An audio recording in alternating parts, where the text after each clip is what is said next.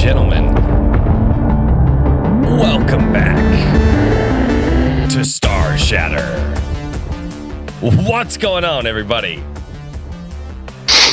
Good Lord. Hey, we made it. We finally made it back. Took been a minute since I heard that song. I know. Oh yeah. Well, yeah, you guys can blame me for that one. Yeah, my schedule was just really screwy there for a few Saturdays, so... Yeah, I blame sickness. It's only been a few days, a few weeks. Oh wait, no, it's been longer than that. Yeah, it's been It's quite been a a while. month. I know. Yeah, it has. Good Lord. Yeah, a hot minute. So, however, at least we kind of stopped at a good point last time, though. At least we're not like in the middle of battle and have to remember exactly what we were doing. Yeah, unlike Autumn's campaign, we're gonna have that problem, but we'll get there. Yeah. Yeah. Okay. The fact that we're back is good. Yeah. Yeah. So The thing is that, especially the way you ended last time, on such a spectacular note, like jumping, and Alduin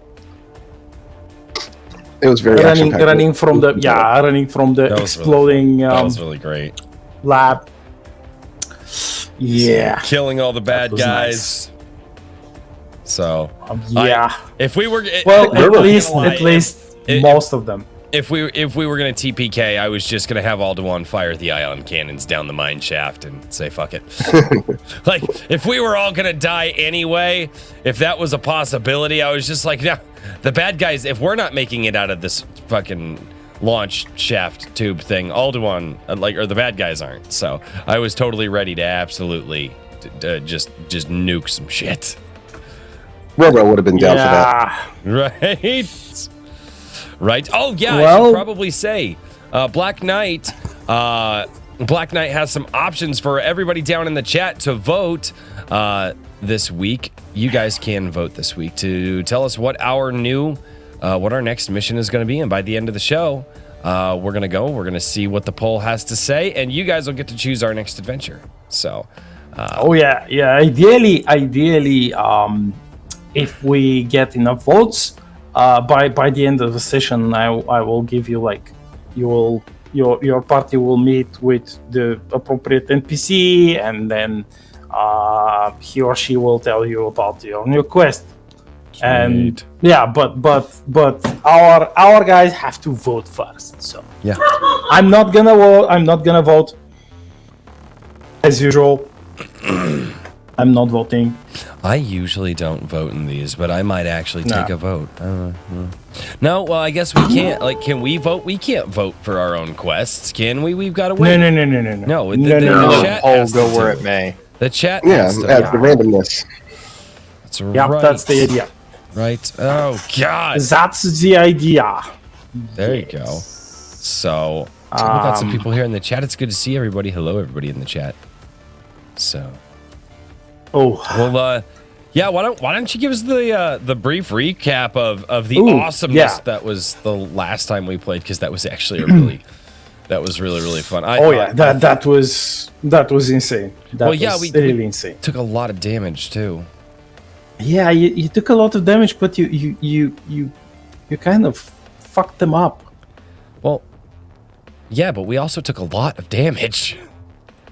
Yes, but you fucked them up. It all worked itself out in the end anyway. That's fine. Yeah, that's the idea. Jeez. That's the idea. So, last time, Excuse me. you finally cornered the captain of that slaver ship, which was kind of aiming to kidnap all the people here, especially the kids, and sell them into slavery, make a ton of money. But they kind of abruptly collided with a nuclear torpedo and kind of blew up and burnt in nuclear fire, most of them. After clearing the old Miran laboratory and fighting with some of the some of their experiments, which were battle-ready robots, augmented by unlife energies. One of the old Miran Dark projects, which they hoped to win their civil war with the help of one of these projects. And of course, you were kind of noticed that the Wraith was taunting you. God, I hated that thing. And that thing managed to prudently run away from you because it kind of realized that, okay, they've handed my ghostly ass to me once, twice, and they are killing everything in that lab. I just remembered. And they have.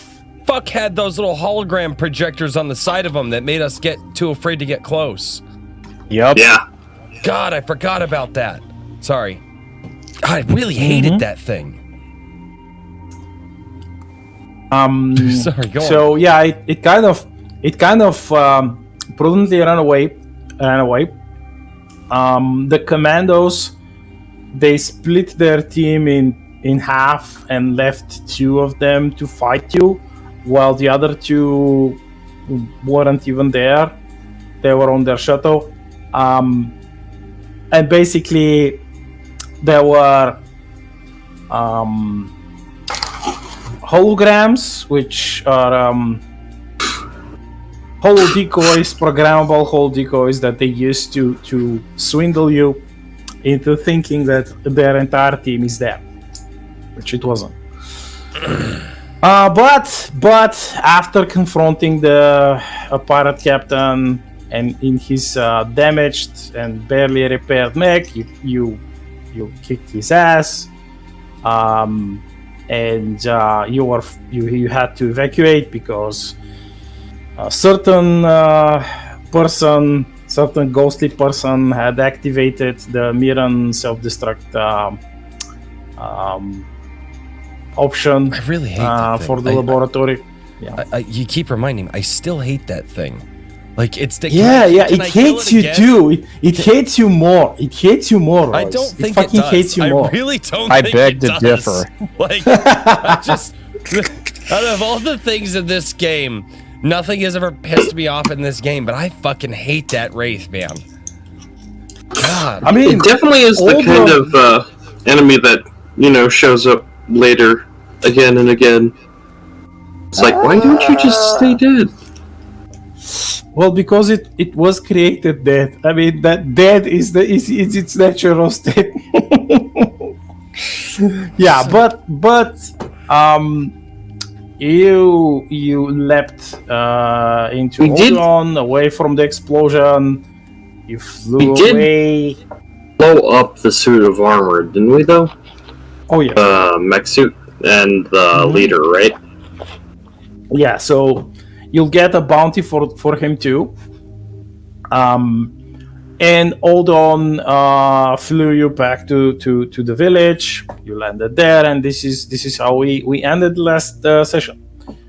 And I think I mentioned before that in between these quests, it is customary for all Star Shatter parties to have like a downtime session, which you can use for roleplay and having fun. It's like it's what people do after their asses has been chewed off by ghostly horrors and all kind of shit, like exploded all over them, and they got shot by particle beams and whatnot. So it's only natural. There we go. And I remember, let's see, we met with the sheriff. He's finally up and walking, right? We met. Yeah. You met.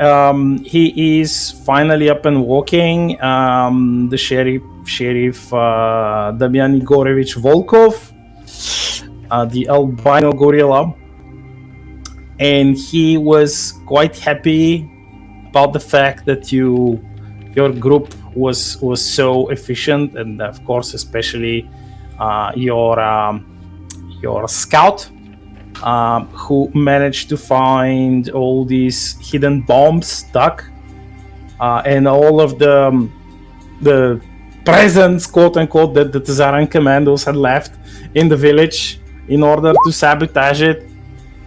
So yeah, you also called a biker gunrunner ship. Oh yeah. Yeah. That's right, because we were going to outfit Alduin with some omnidirectional. With the turrets. Yeah. Which So- I don't think we ever decided what we were gonna do. We've talked about it. That's like not a 6 problem. times. Yeah. We We can. Yeah. It's usually every time we talk about it, we get distracted by shooting more slavers or getting online. shot by the Zarans or something else. That shit hurts, man. Really does. It's Yeah. really distracting. It's very distracting. So, oh god. Let's go. Pull up the game map here. I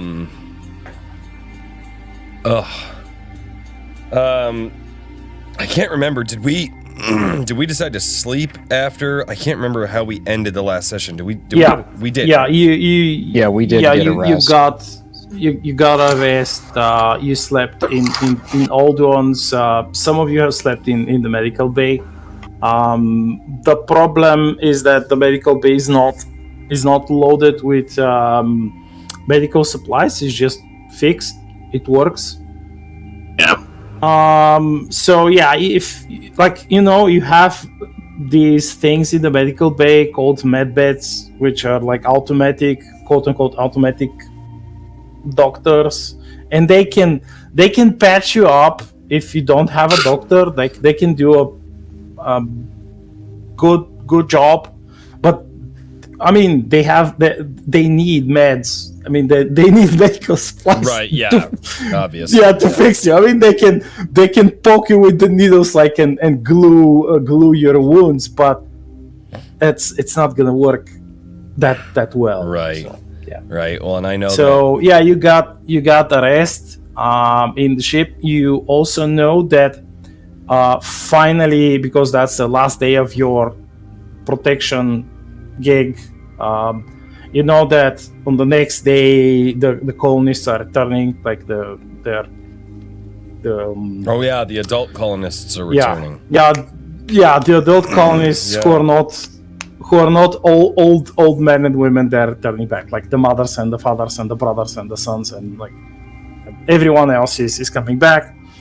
And of course the gunrunner ship is coming, is probably landing as you wake up.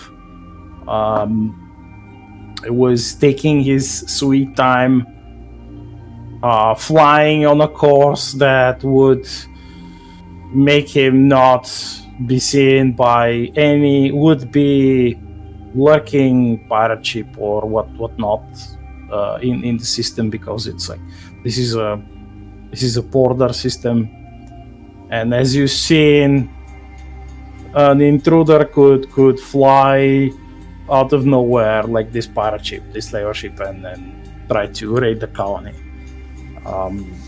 So he's carrying a lot of weapons, a lot of guns, a lot of supplies, and if the pirates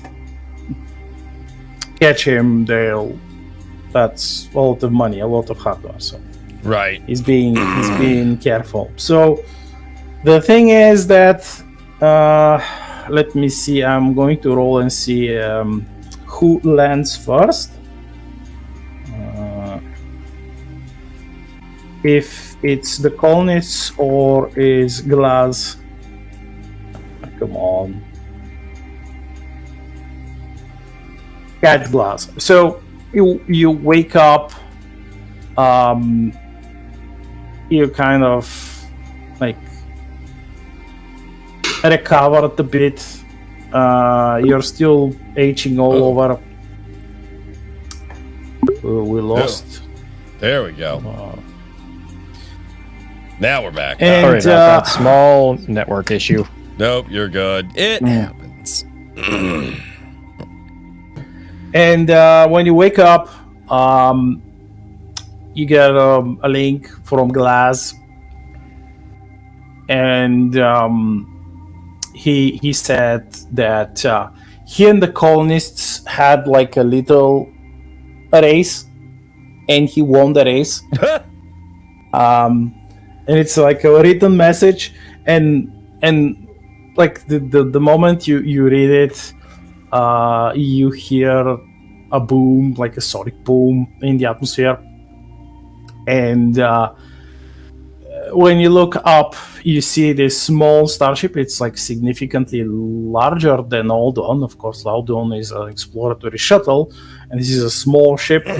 It's a small transport ship, quote in quotation marks. It's chock full of guns and torpedoes and whatever, and of course it's a biker ship, and it's you can see that it has like a impressive battery of cannons. It's an older design. It's not a modular cargo ship. It's like an elongated ship with a fixed broadside cannons, and it lands just outside the rocks in the entrance of the colony. It lands outside. I mean, you're not sure who pilots it, but they are quite good. They are really good. All right. Gentlemen, rise and shine. Looks like our visitors are finally here. Let's go say hello. Okay. All Alright there, boss. up and I I think just you go, probably should "I could handle use a the... drink." right. I could use a drink. Sir, that's first thing in the morning. Oh, Oh, So he's a biker. he's a bike. So, by the way, what you know as Terrans is that when colonists return from a fight, they party for a couple of days. I got family and they've like probably You sure Yeah, this is they made are up in your probably- head, Black Knight? It sounds like my family. no. it's just another day in the week for bikers. No big deal. Yeah, and they probably got like following the battle on the like way back.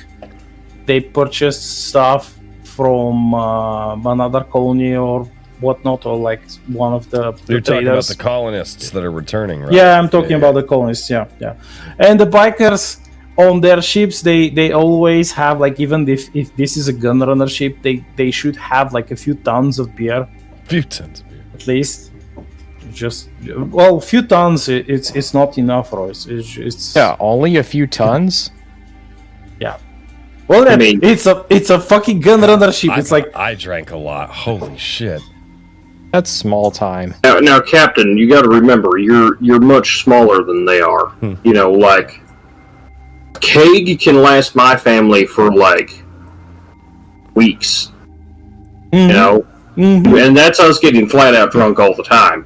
We're really tiny. We have small kidneys. We have small kids. We have big kidneys. yeah, and big bellies, especially these guardians. A keg. Um, That's only an afternoon for one of us. Exactly. Oh god. Probably. And I thought I had problems. All right.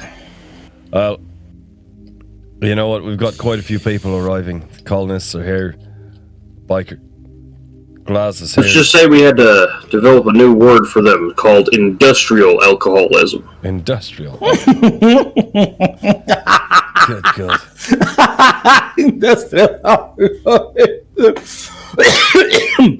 Oh, God. They call me a connoisseur. Connoisseur. Oh shit. Oh god. Well, You could, like, it's probably a couple of minutes walk outside, because he's not. I mean, he Well, wouldn't he's- land He's outside and of block the So yeah, you can hop there and go have a chat with him until the colonists arrive. Obviously, he was faster than them. Right. Like, and this is a fully loaded armed cargo ship. He was faster than starfighters, because the colonists actually they are flying with their generational starfighters and shuttles and. Well, he's a dropships. gun runner. They don't have. They gotta be yeah. fast. You gotta be fast. All right. Okay. Alduin, while I'm over here having a visit with our friend Glasgow, just do me a favor. Pinpoint Jerry's ghost for me. I might like to talk with him before we leave. Alden smiles. He's like, well, for sure, Captain. And you receive a link from his scanners on your PDA, and you can see exactly where Jerry's ghost is. Awesome. Thank you much. Yeah. All right. Well, being that he's your friend, I might want to take you, Othard. The other two, if you'd like to come and see the guns on the ship, you're more than welcome. But you're under no obligation. You guys can run around and see what the rest of Jerry is all about. I want to see the boom booms on the ship. I kind of figured you were going to say that. I'll help negotiate a proper price. Oh yeah, I need to get some money. I need to turn in the bounties. I only got 50 credits. I actually don't remember how many credits I have. Let me see here. Yeah, I'm gonna need to restock on ammunition, admittedly.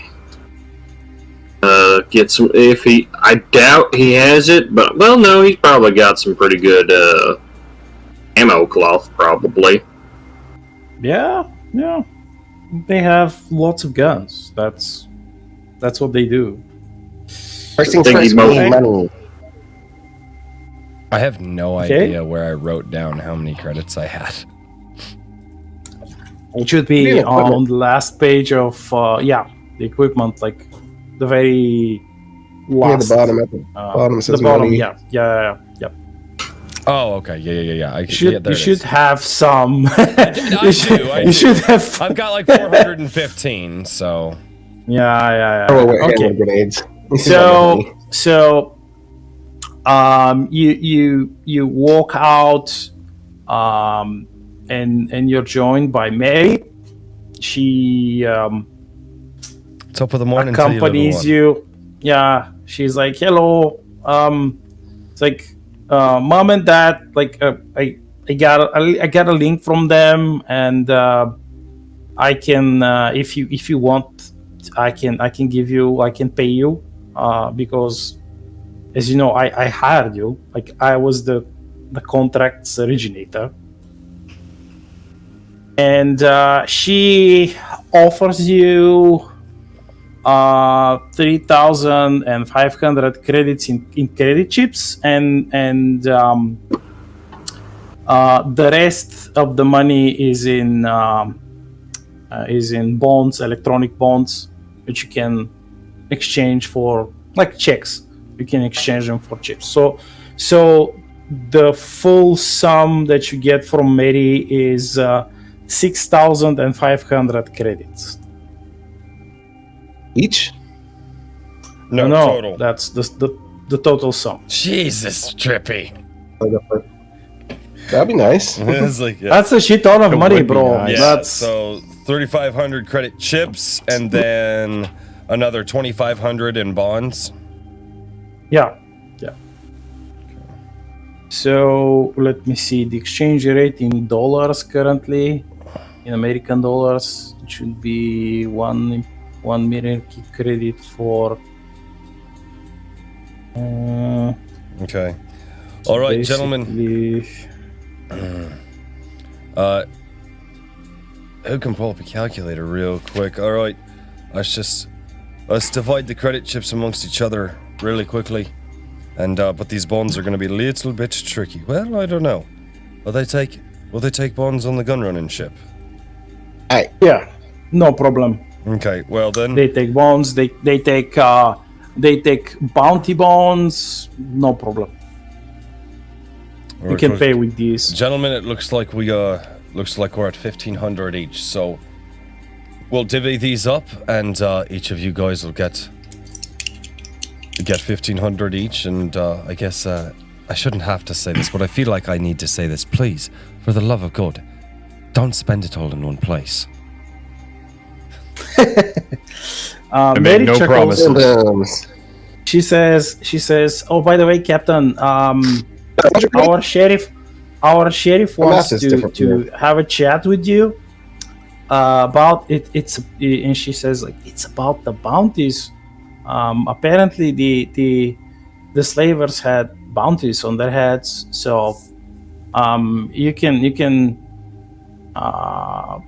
call him and talk with him, and he'll probably give you like bounty bonds because we don't have that much money on the colony." And she points at the money that she gave you, says, "This is like the how should I put it? Like, this is the emergency fund for cases like." And she points at the big pile of like there is still a pile left of your like the parts and bits that you gathered from the destroyed pirate vessels. And she says, like, in case like these types come, and we need to hire guys like you. So and she says, like, I'm coming. I want to buy something for myself. Well, absolutely. You're not just excited because it's a biker gun runner, are you? She giggles. All right, little one. Come on. You'll be our special guest. Let's go. Yeah, she skips, like, Right. glances around. Of course, she's not unarmed. She has like a small laser pistol on her hip and a couple of spare power packs, just in case. And for you, at least, as a Zentari, you're no longer having culture shock about this. You've already seen thousands upon thousands of Terran children, and pretty much almost all of them, like above a certain age, almost all of them have guns on them. Well, I mean, I met Mary when she was sniping at dudes outside of her town, so her having a gun. I mean, it's sniping them, or you get sold off somewhere. That's what I'm saying. Like, I wouldn't be too terribly surprised if she's got a gun on her hip. It's like, I mean, an 8-year-old with a sniper. That's pretty surprising, but I mean, you got to do what you got to do, right? So it's kind of like hunting varmints. Right. Yep. This town ain't gonna defend itself. Right. All right, let's get to that gun runner ship. It sounds like it sounds like we've got quite a few people to talk to. So yeah, you walk down and up to the gate. You open the gate. You walk out, and you see that a couple of bikers have already disembarked the ship, and they're stretching. And a few of them are exchanging blows, like they're just playing, they're just joking around. And you can all of you can hear one of them is laughing. He's like, "Ha ha ha! Did you guys hear It's like some lame ass pirates got nuked in orbit. Those lame ass pirates were too stupid to know how to fly, and they flew into my fucking nuke. Is what happened. Okay, It roll cost us charisma. thousands. Wait, what do I gotta roll? Roll charisma check. You're Damn joking. I mean, you're making a fucking joke. Oh, I'm being dead serious. I want everybody to believe. Yeah. All right, where's my charisma? I gotta find it now. Oh wait, no, it's on my front. On the front yeah, it's on the page. Yeah. I always Yeah, every time you yeah. tell me to roll, I default to my skills page. All right. Charisma check. They look at you. They look at you. They look at each other, and they laugh. they laugh like that. It's like one of them nods. He's like points at you. That was a good one. A good one. That fucking hurts. I feel you, Trippy. I feel you. I'm trying not to. So he says like when they stop laughing, he points at the insides of the ship, and there is like a cargo elevator that is down on the ground on the land, and he says like go up please, like Glass is waiting for you.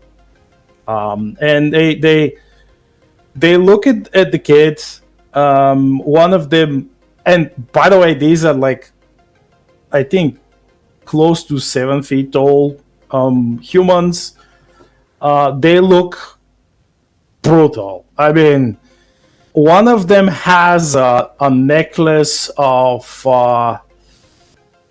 cut fingers from, like, not actual flesh fingers, but like the metallic part of an armored suit, and yeah, it's like it doesn't have like they're not filled with actual fingers. They're just like the finger armor, but it looks terrible, and like he has 39 of these different fingers from armored fingers from different alien armors.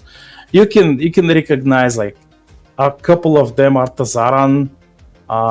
Maybe if you roll a knowledge alien check, you can recognize more if you like.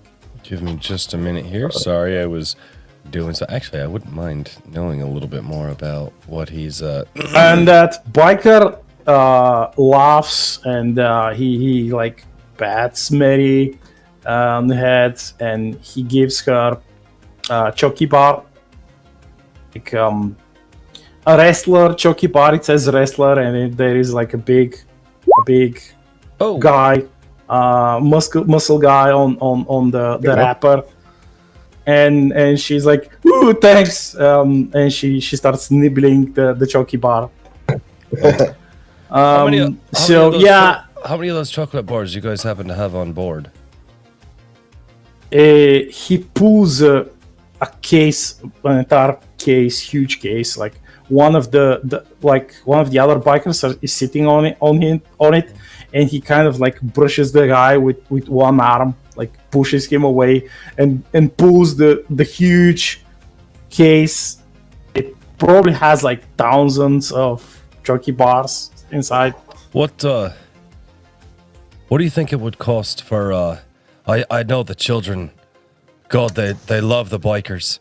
I know they'd have a blast. And what would you guys charge me for you guys to maybe run some chocolate bars? Not all of them, but 1 or 2 for each kid up in that village that just defended themselves for 10 days.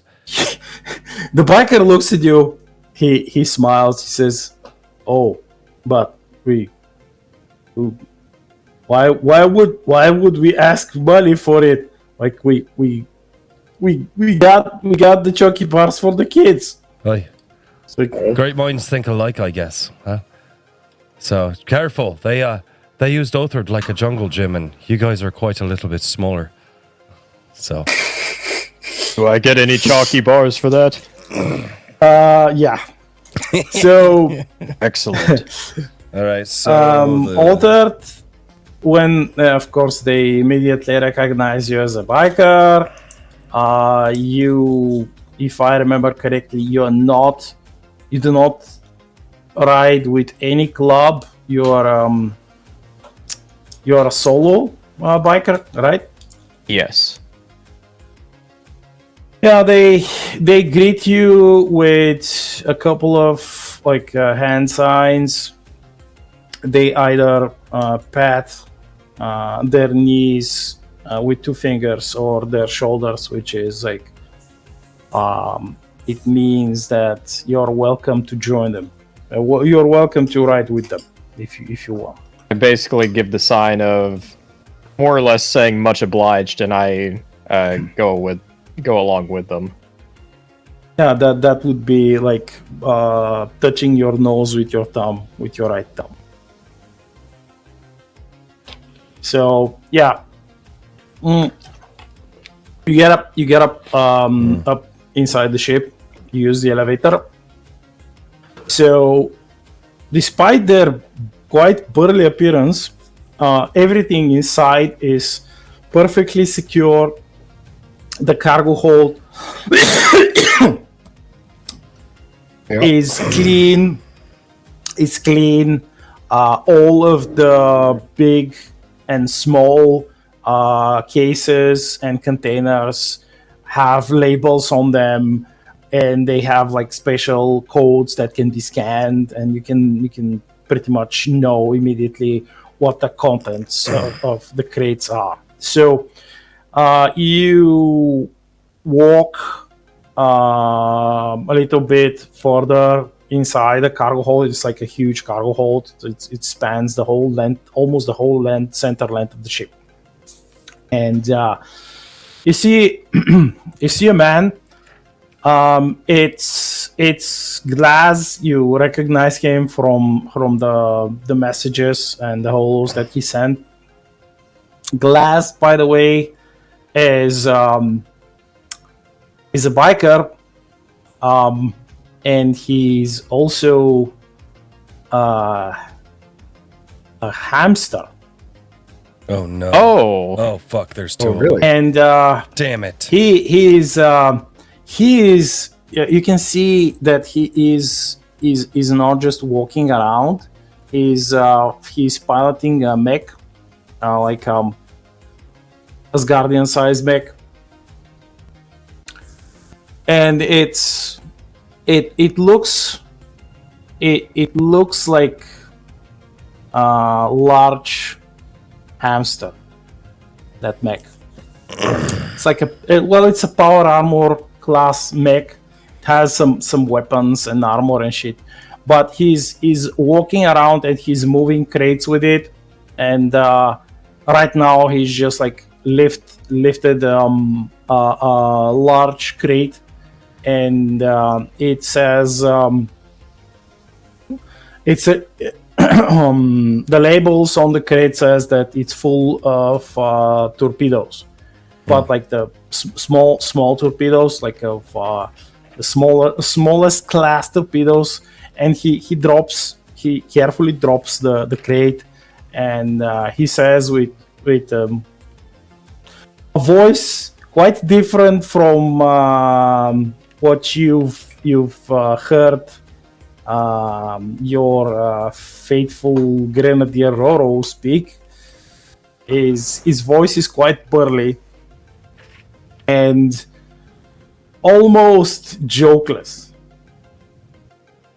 It's like he doesn't have like a lot of funny notes in his voice. okay. And yeah. I haven't met Glaz before formally, right?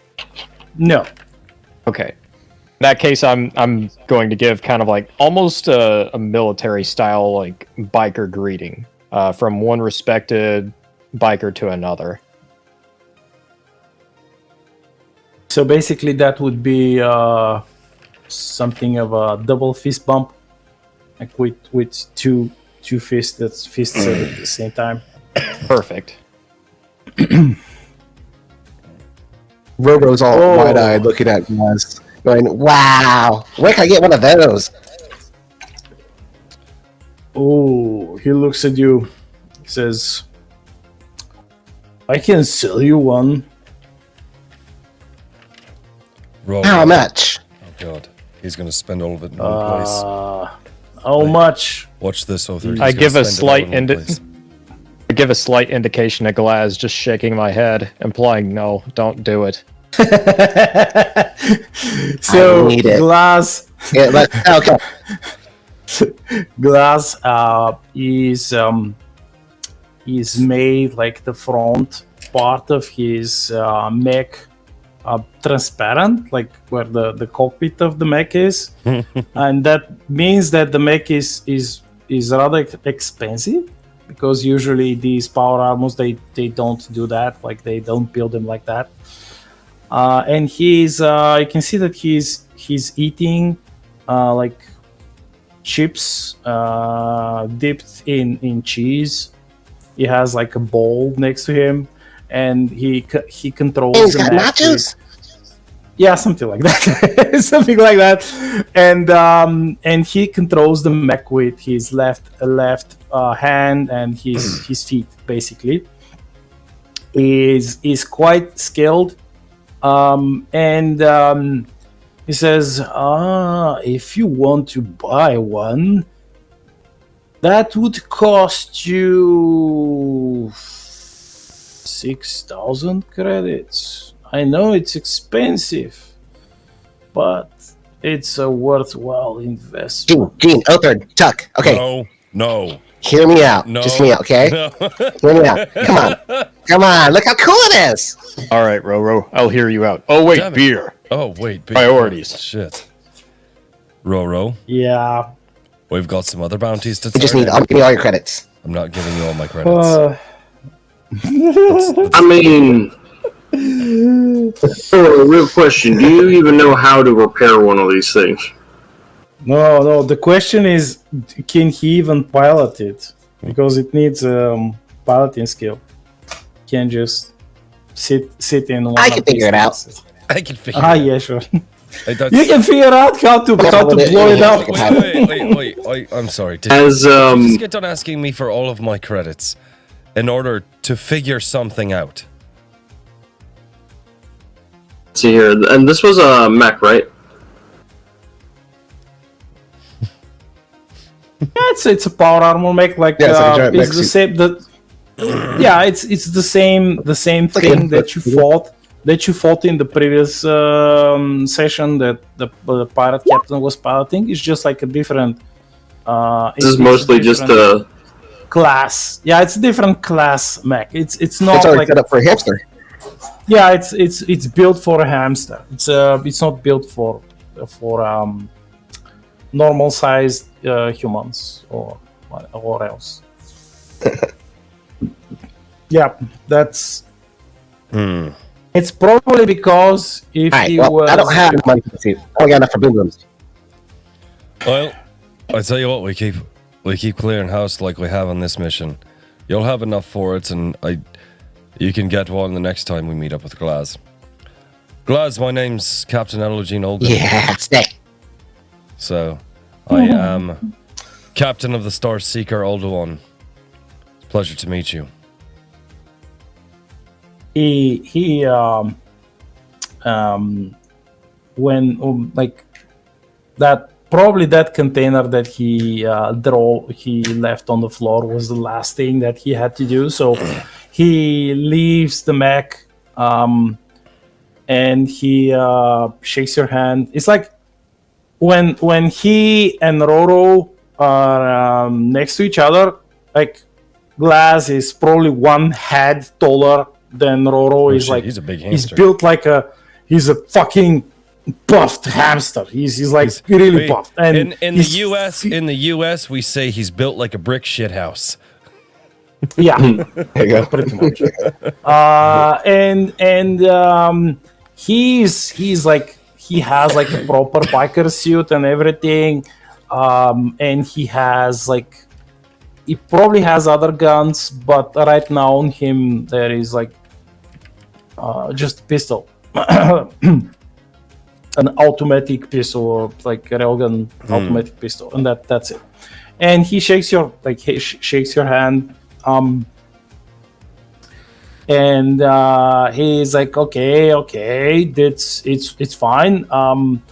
I know you need some point defense turrets for that old one of yours. We have everything, and my boys can install them for you free of charge. Wonderful. You just gotta buy them. That's a deal. It's like he says also we have small arms and not so small arms, and he points at like another crate that says heavy machine guns on it. Well, I tell you what. We have like all kinds of shit. I tell you what. Speaking of which, Glaz, do you have any particle beam ammo for someone my size? He points at a crate nearby. He says, "Of course, these are interchangeable. I have plenty of ammo for power armored-sized guns. No problem. All right. All kinds of ammo." Perfect. I'm pretty much just holding up my particle beam pistol at this thing. Finally, I can get some ammo for this baby. Better late than never. Indeed. All right, Glaz. So I believe we're in the market for 6-point defense turrets. And out of those 6 turrets, what did we talk about, guys? We talked about this. Do we remember? It was what we were going to get. We were going to get what? Two kinetic turrets. We were going to get 2 energy type turrets. And then there was another type that we were looking at. I wrote it down. I think you were about to get 4 laser turrets or 4 railgun turrets, and the last 2 would be missile turrets. That's what it was. That's what I have in my notes. Okay, yeah. Why can I not find that in my notes? I remember writing that down, and I cannot find it. Okay. That's one of the things that I have, like a special side note about Old One, and then I have that. I have that written there. So he says like, no problem. He says like the best thing I can offer you is like up to Mark II guns. And if you want, we can put mods in them even. What kind of mods are we talking about? Well, the standard stuff like special cooling system for the lasers, the Chem Cool system. Chem Cool 3000. Okay, so if we're looking at 2 railgun style, and then 2 missiles, and then 2 lasers. Glaz looks at you and Kansky says, "It's like this is not a good setup." Oh, what's a good setup then? He says the best setup is like to keep all the turrets at the same time. But if you want to have like missiles, because probably you would, make 2 of the turrets missile turrets, and the rest should be of the same type. Okay. I'll take you up on that offer then. What would you recommend? I mean, we already have the main ion cannons, so not sure that we would need the rail guns. Don't lasers take down shield pretty easily? No. It's like the 2 different, like the big differences he explains and points at some of the gun containers is like the railguns have longer range. They can fire on automatic fire, fully automatic fire, and dish up a lot of extra damage. But they have finite ammo. They are quite useful. And he says like most aliens, the armor on their ships is pretty much like cardboard against railgun projectiles. The lasers, they have a bit of a shorter range. They don't. The main advantage is that they don't have ammo counters. You can shoot them. If your reactor works, you can shoot, but they can overheat. So, but if you put the cooling systems on them, the cooling system is like, it uses liquid coolant, and it can give you extra shots before they overheat if you keep shooting constantly. We can also install that cooling system on the railguns, because when you use them in fully automatic fire mode, they can also overheat. So it's one or the other. If you're going on a very long mission, I would advise you to, like, long exploratory mission, I would advise you to pick the lasers. But if you're doing like short missions in our space, in and out of our space, the railguns are the best choice. I like lasers, a little pew pew and some boom booms. Come on. You know what, Stu? I'm gonna have to agree with my small little friend over here. But yes, let's go with the 4 lasers and 2 missile turrets. So excellent. Okay, so you can we will work out the details between the sessions, so we don't descend into. And would you do me one more favor, Glaz? Would you just double check any other weapon systems on Alduin? I will let him know that you guys have the access you need, but would you just double check the rest of the weapon systems and make sure that they're up to snuff? We repaired Alduin the best that we could here, but obviously we had to do some things a little bit makeshift, if you know what I mean. That's why it looks the way it does. He looks at you, and he looks at all of you, and he says, "Can I see Hollow of Alduin?" Of course. So you show him the how it looks, how Alduin looks like now, and he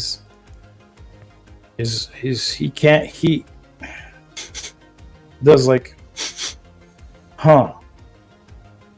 You sure you don't want a fresh coat of paint, Captain? If you're offering, I'll take it. Sure, I'm offering it. It's like 50 credits. It's like 50 credits. Does he actually say that? It's dirt cheap. I mean, it's fucking dirt cheap. It's like, come on. How expensive do you think you a fresh coat of space paint is? And pretty much, like, I have to explain that after a few trips in space, the paint is fucked. You have to repaint it. Oh shit! So that's just a common thing then. Okay.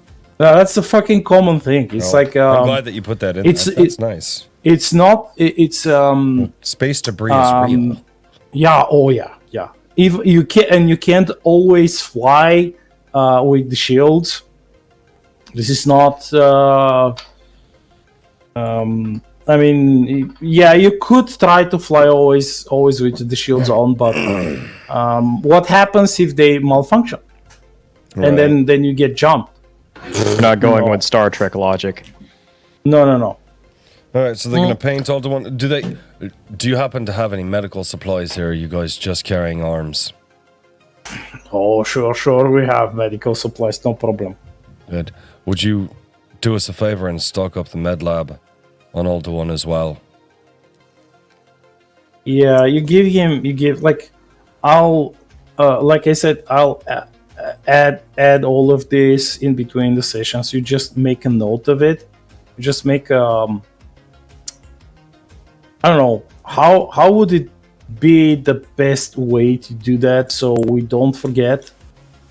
Do you want me to take a note about all things that you buy from Glass? All right. I am. could put. You all right? Did you fall?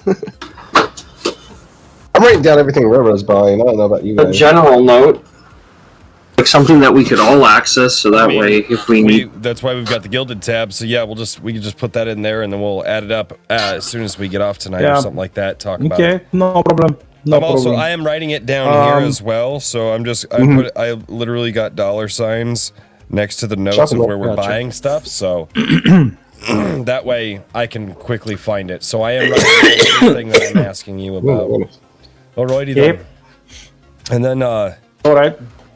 One more. So basically, what he has is like a shit ton of spare power packs, grenades, missiles, turrets, cannons, torpedoes, and so and so. So, and of course, he has ammo for all of it, and he has probably.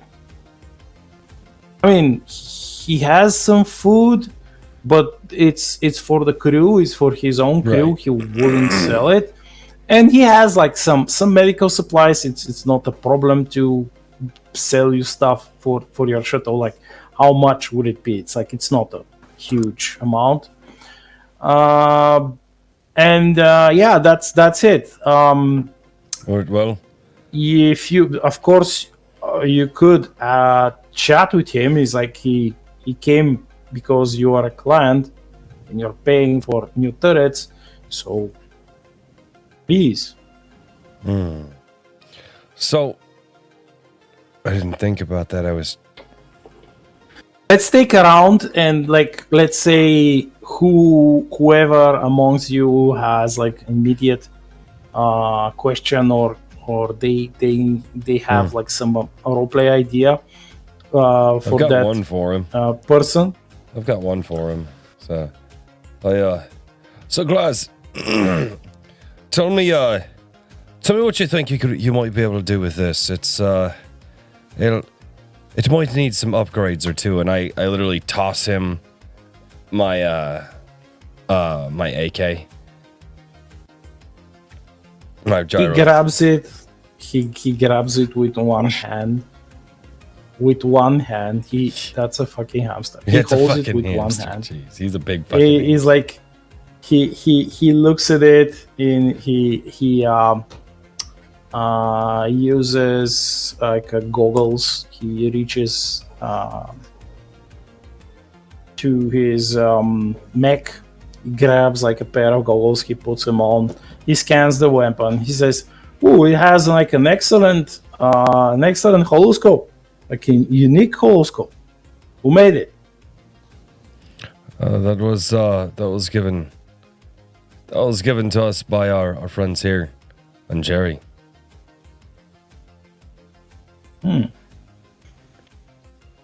He's like, that's easy. I mean, well, you can buy a lot of mods and stuff for it.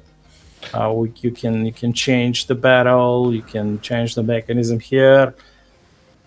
We can pretty much easily upgrade it to Mark II levels. Well, you know what, that doesn't. And it's not gonna be super expensive.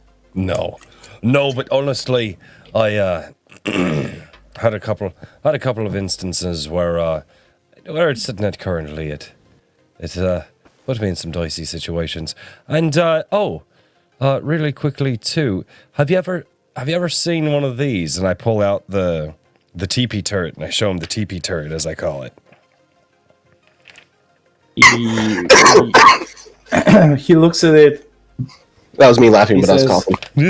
He says, that's not that an issue. Oh, it's the Zaran issue. Yes, it is. Sneaky. He says some of our boys and girls who do the sneaky stuff. Some of them they have like these they use them, but he shrugs. He's like, yeah, these are useful, but not everywhere. It's like in certain situations they're quite useful, but not everywhere. It's you can't just let's say you can't just go on an open battlefield and just start dropping these. Like that's not gonna work. No. But if you're fighting in underground or like in an urban warfare setting, these are useful. And he grabs like he calls one of the bikers and he asks for a magazine for your Georgette gun. And the biker gives him 2 magazines, and he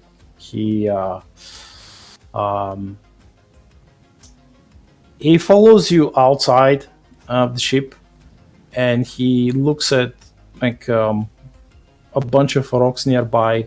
He loads the gun and he switches to full auto, and he fires like the entire magazine, holding the gun with one hand.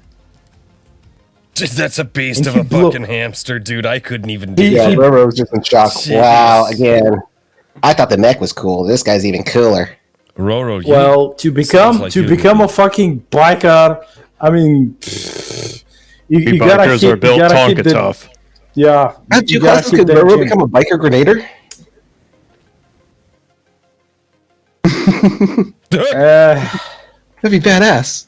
Roro wants to multi-class already. Oh shit. Uh, Oh no. it's Broken class. he blasts like these rocks, and he returns the gun to you and says like, your gun, it will kill. It's quite fine. It's fine. We'll pull a full like I have mods on it if you want, like, and we'll until you're out of ammo, it will keep killing. Yeah. Awesome. Oh, thank you for looking at that, and thank you. I was going to ask though, that small turret, because that it does come in handy. That wouldn't be bad to have on me. Any upgrades that thing can have, or is what it is? Well, it's pretty damn modified, well modified. You just probably need like better power packs so it can fire more, it can shoot more. Fantastic. He says like, otherwise you wouldn't need like to tweak it. Yeah, fantastic. It's quite good. And he's like, whoa, who are these Tazarans that you got it from? Oh, Kind of squints his eyes like, who are that's right. these? I forgot to mention. They were beige teams. And he kind of, damn vermits. Mm-hmm. Damn dead vermins. Yeah, they're. Yeah. Yeah, we we dispatched them quickly, but while looking around verifying, the tunnels that we had to go through, I found this little guy, and it helped me out quite a bit. So I figured I might keep it in the back pocket, if you know what I mean, just for emergency type situations. But you're saying better. Emergency TP. He grins. He says like, no problem. I will sell you the advanced power packs for you. You sir are fantastic. So, alrighty. Well, Glaz, it was absolutely fantastic to meet you. I do have a few other appointments that I need to get to, but hopefully, I think the guys here want to talk your ear off about some things and buy some things from you. So, if it's all right with you, Glaz, we'll settle up later after all the work is done to Alduin, and I'll be on my way. He smiles again. You can see that his teeth are immaculate. He's like, and on the second look, his teeth are filed. He's like purposely sharpened. Jeez. Oi. And maybe you give you give my friend here Roro some tips about how to beef up a little bit like yourself. Hey.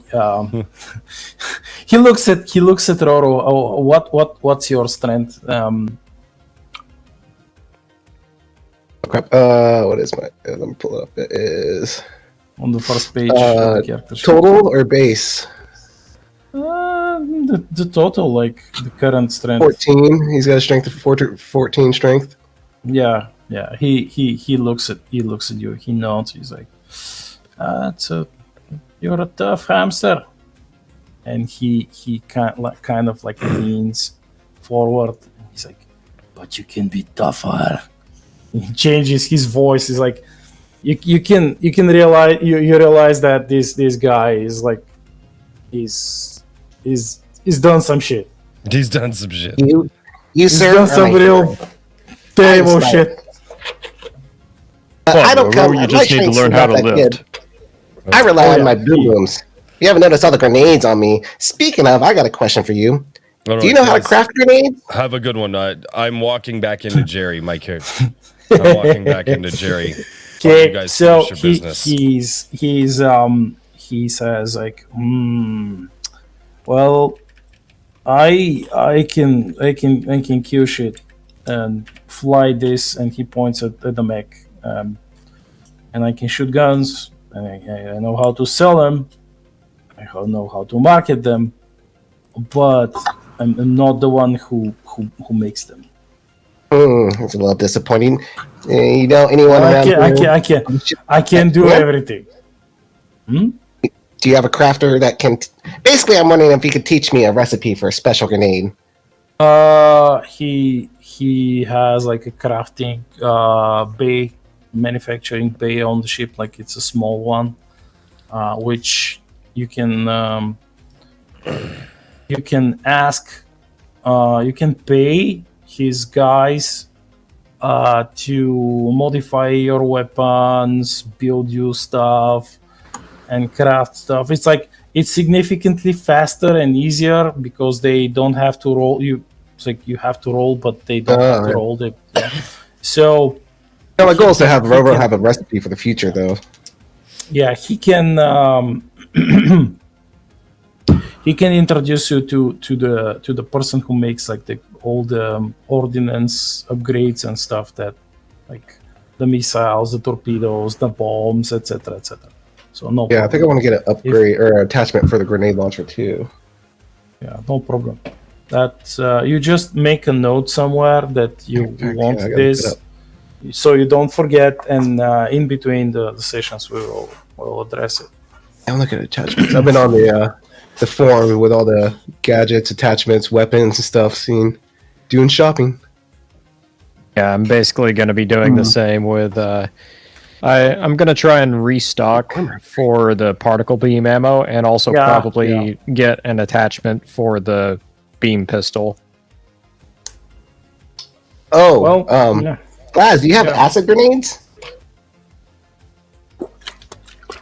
He looks at you. He says, "Well, we have these special bombs," and he shows you a hologram of cluster munitions that are dropped by aircraft. He says, "These were created to how should I say it? Deal with certain." Infestations, and it's like I wouldn't. He looks at you. You want to throw them into battle, right?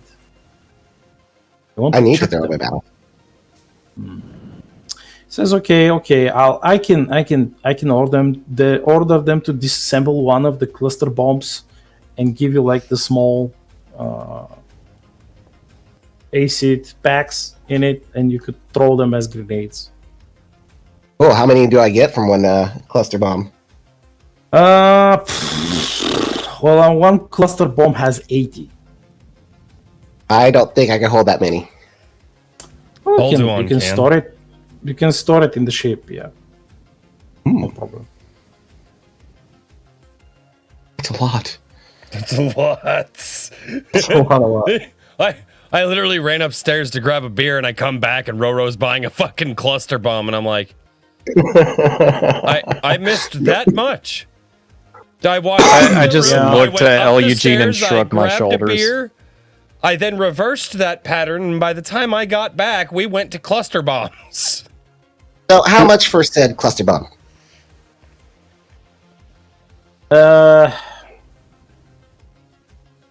He says, I think it's about like 250 credits. And he gets 80 grenades from 250 credits? Well, that's a big bomb. But that's what I'm saying. That's not a bad... Mm-hmm. I mean, these grenades by themselves, they like one little grenade, it doesn't do like a whole lot of huge amount of damage. Because it's a cluster bomb.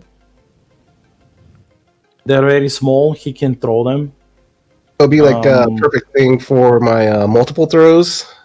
Could have been. Yeah. Yeah. The problem is that this is like an industrial grade acid, and it will AC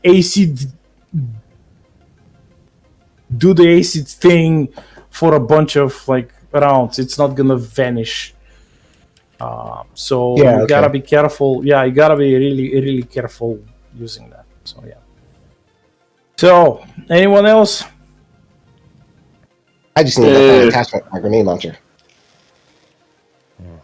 Got any armor? Out of curiosity? And I'm not like asking for like. I'm asking for parts, really. You know, extra plates, or such things like that.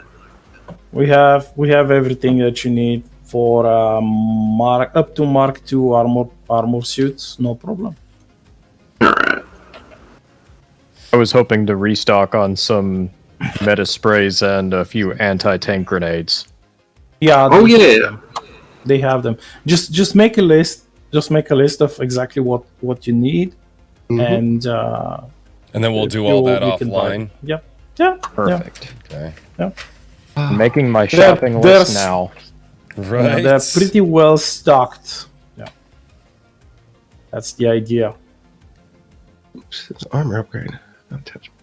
All right. While I'm walking back, and while I'm walking back through Jerry, I am headed towards Jerry's ghost, but I also call the sheriff. Call the sheriff to have a conversation with him. So, radioing. Okay. Sheriff, this is Captain Eugene Olgan. How are you feeling? I'm well, Captain. That's I asked Mary to tell you about the bounties.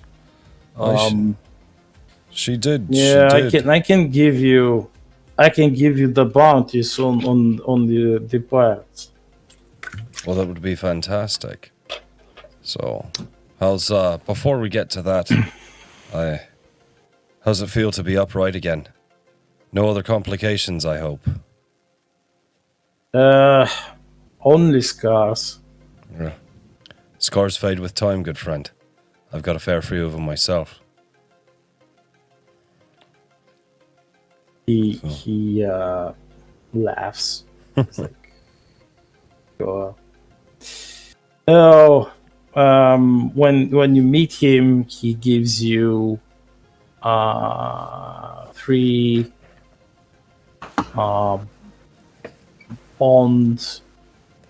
bounty bonds. Each is for 1,000 credits. So a total of 3,000 credits from bounties.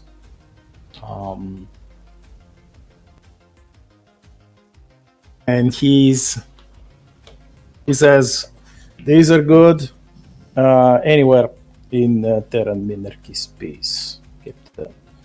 Thank you so much. You can buy guns if you want, or like anything else from glass, or you could go to nearby colony and buy food if you want, they'll accept the bond. It's not a problem. Well, thank you. No, we do need to get Older One stocked up with quite a few different things. He's been sitting resting for quite a long time. And the sheriff smiles again and says, I think we can spare some food for you in your ship, Captain.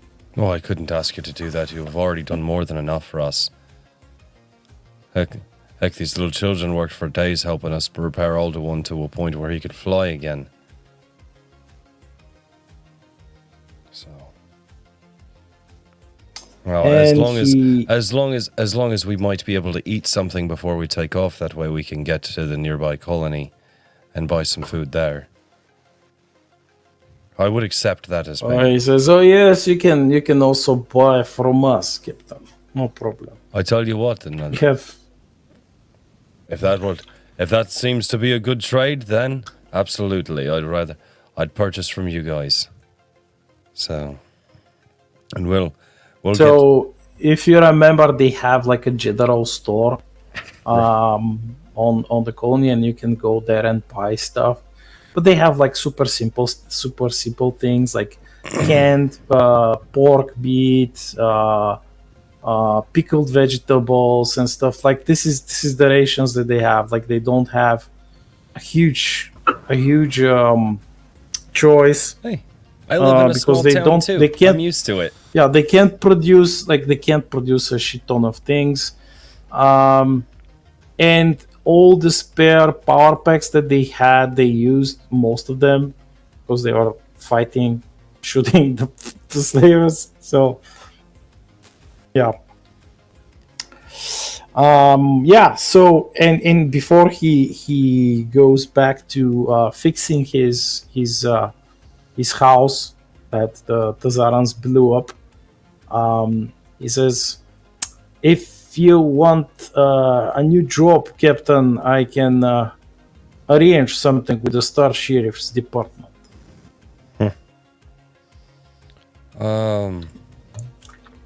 Wait, say that again. I want to make sure that I heard you correctly. Is he offering me a job? Is that what he was? He's offering you. Yeah, he's offering you a job. It's So I just wanted to make sure I heard that correctly. It's one of the 4 jobs that you can take, following the completion of the quests that you just finished. He's one of the quest givers.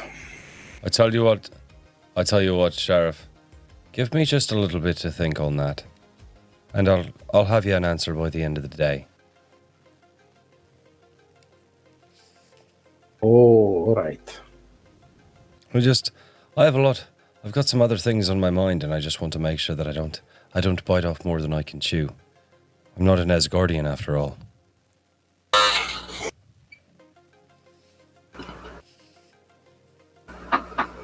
Yeah. Fair enough. He goes back to fixing the wall. He's like, you can hear him while you walk away. You can hear him grumble. Those fucking Tazarans. Right. Why can't you stay home? Fucking fox. Yeah, I'd be pretty pissed too. All right, and I'm going to continue. They came here. They sabotaged his colony. They pretty much almost killed him, blew him up. They blew his home to the entire house to smithereens. He's like, "Fuck off, guys! Why you do this to me? Why you bully? Why you bully us?" That's funny. Oh god. Well, I'm going to keep walking towards Jerry's As ghost. you keep walking, I don't know if the guys have anything that they're doing. Yeah, as you keep walking, you see the sky is being populated above the sky above the colony is being populated by a bunch of small ships. A squadron of generational starfighters and a couple of bombers trailing them, and a number of shuttles modified for heavy warfare, and one dropship. And behind them there is their support, which is acting as their 1 second. Who got ship, Tuck died? We're Tuck gonna- which is like a small Could I get the oil? All right. Sorry. and there's it's not that many ships. It's just like you probably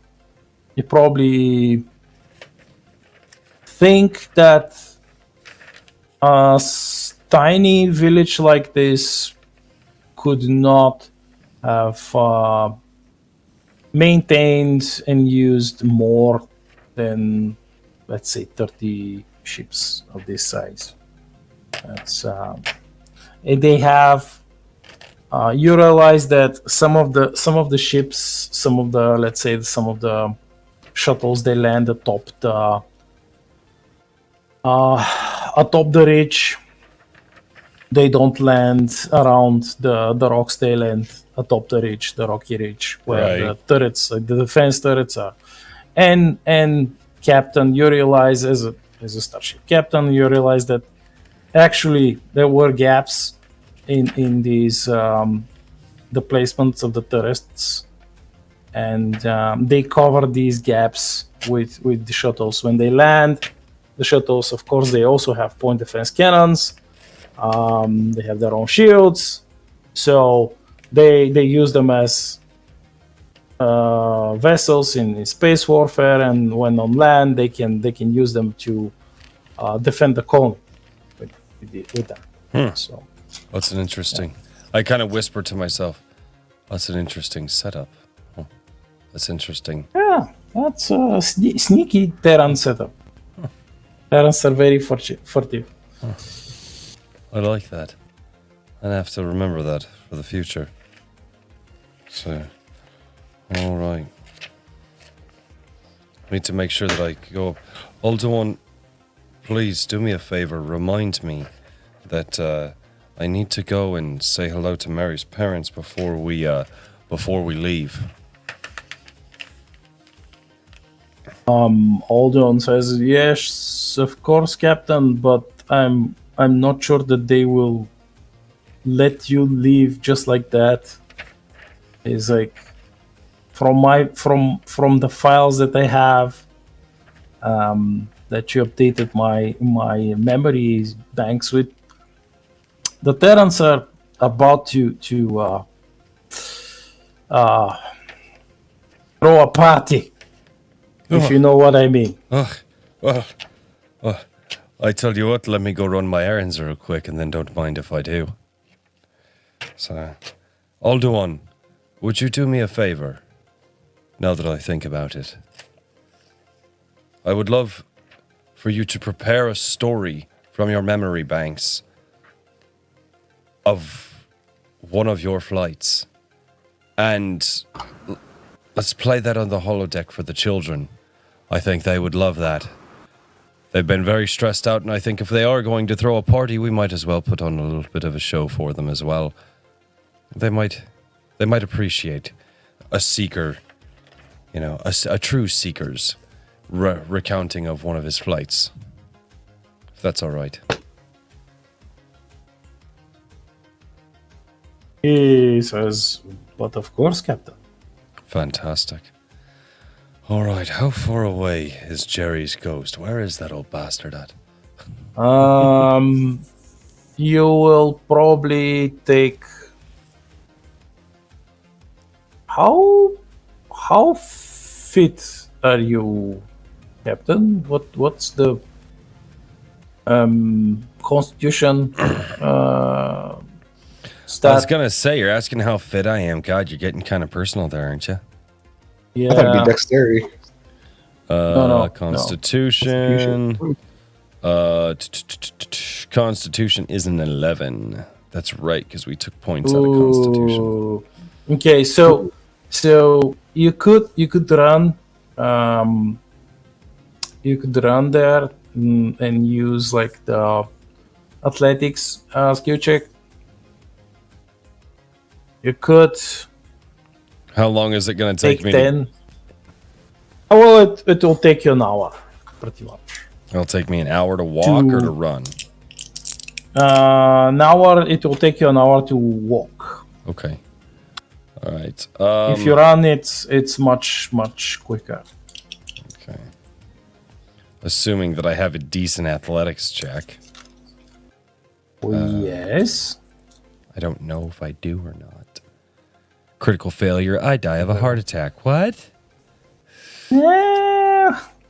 Or you just like trip and fall and break your neck. Right. And We're getting into Oregon Trail territory. I know, Critical right? failure, you died of dysentery. Oh my god. No.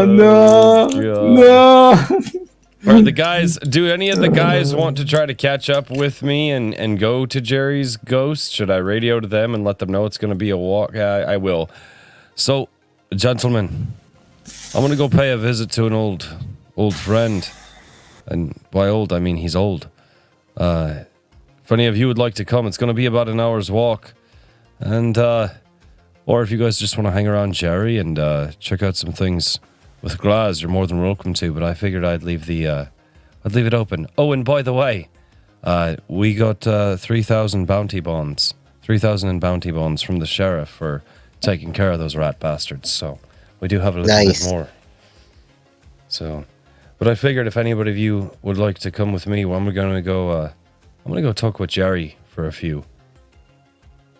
I would, but you called me out of shape, and my stumpy little legs are just going to slow you down. So you enjoy your little walk. I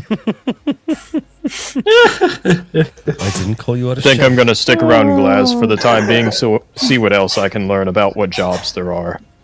All right. Gotcha. All right. Okay. Well, and in that case, you know what? It's gonna be all right, guys. It'll be a couple of hours. I'll be back here in a few hours, and you guys have fun. Right. So I See ya. Stay safe. Don't do anything I wouldn't do. Don't blow up anything I wouldn't blow up. Hey, that's not the thing. Like, all right, and I start my peaceful walk out to Jerry's ghost. While he's out there talking to dead people, I'm gonna need everyone's measurements. Excuse me? Measurements of what? Your body, you know. Oh. Just stand still. It'll only take a minute. Use I am your super scanner. tall. Use the scanner to take measurements. There you It's what they use it for. That's Super accurate. easy. Yes, but the scanner gives you the precise things, but it doesn't give you the feel. Why am I getting the image in my head of Tug just Because climbing Tuck up is the side crawling of... on you motherfuckers right now, and He just feeling you up. stands on top of my head, has like a piece of tape measure, just letting it drop down.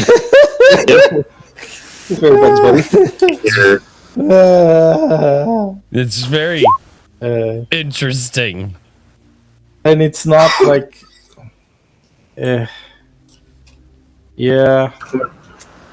Oh god. He probably wants to make clothes.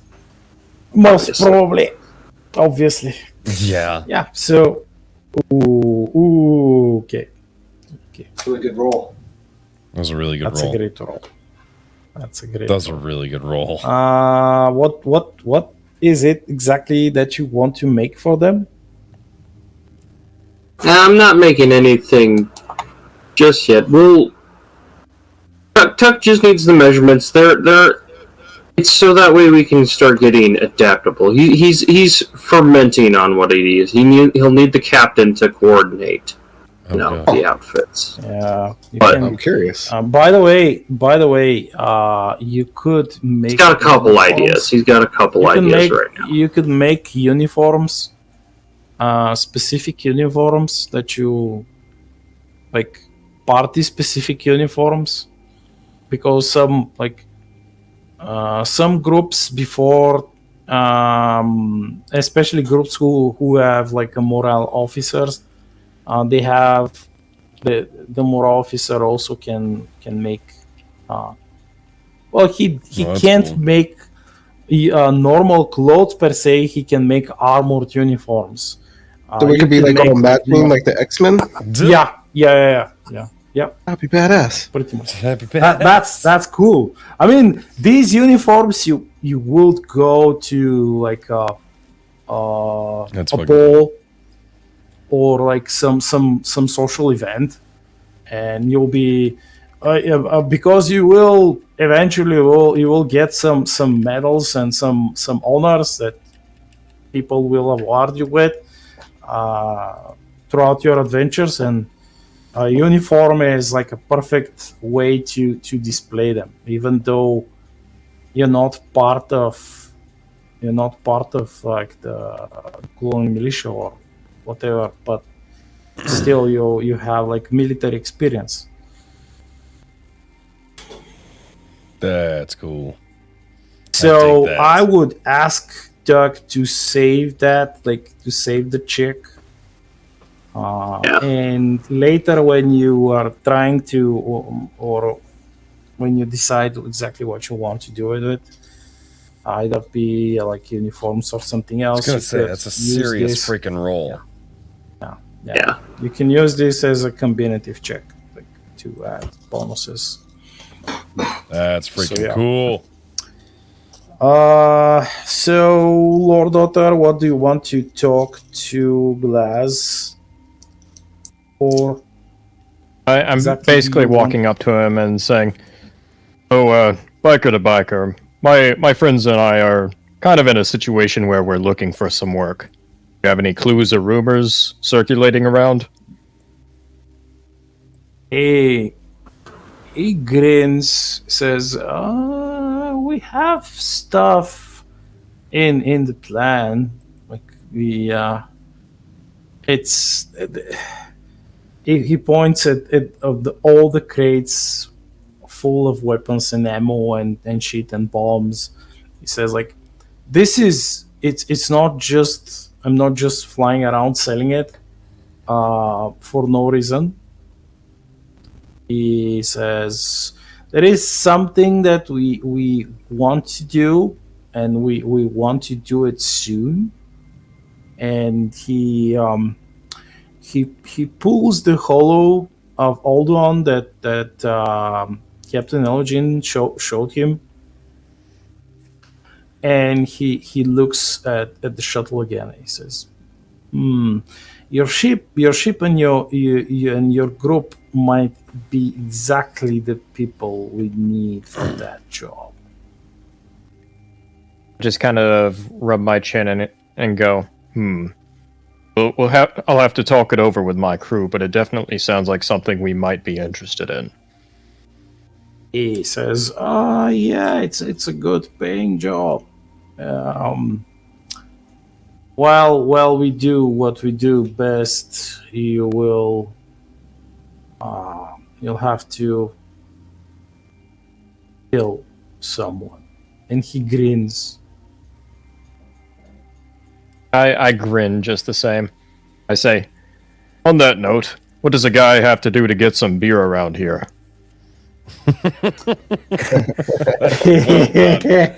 So yeah, he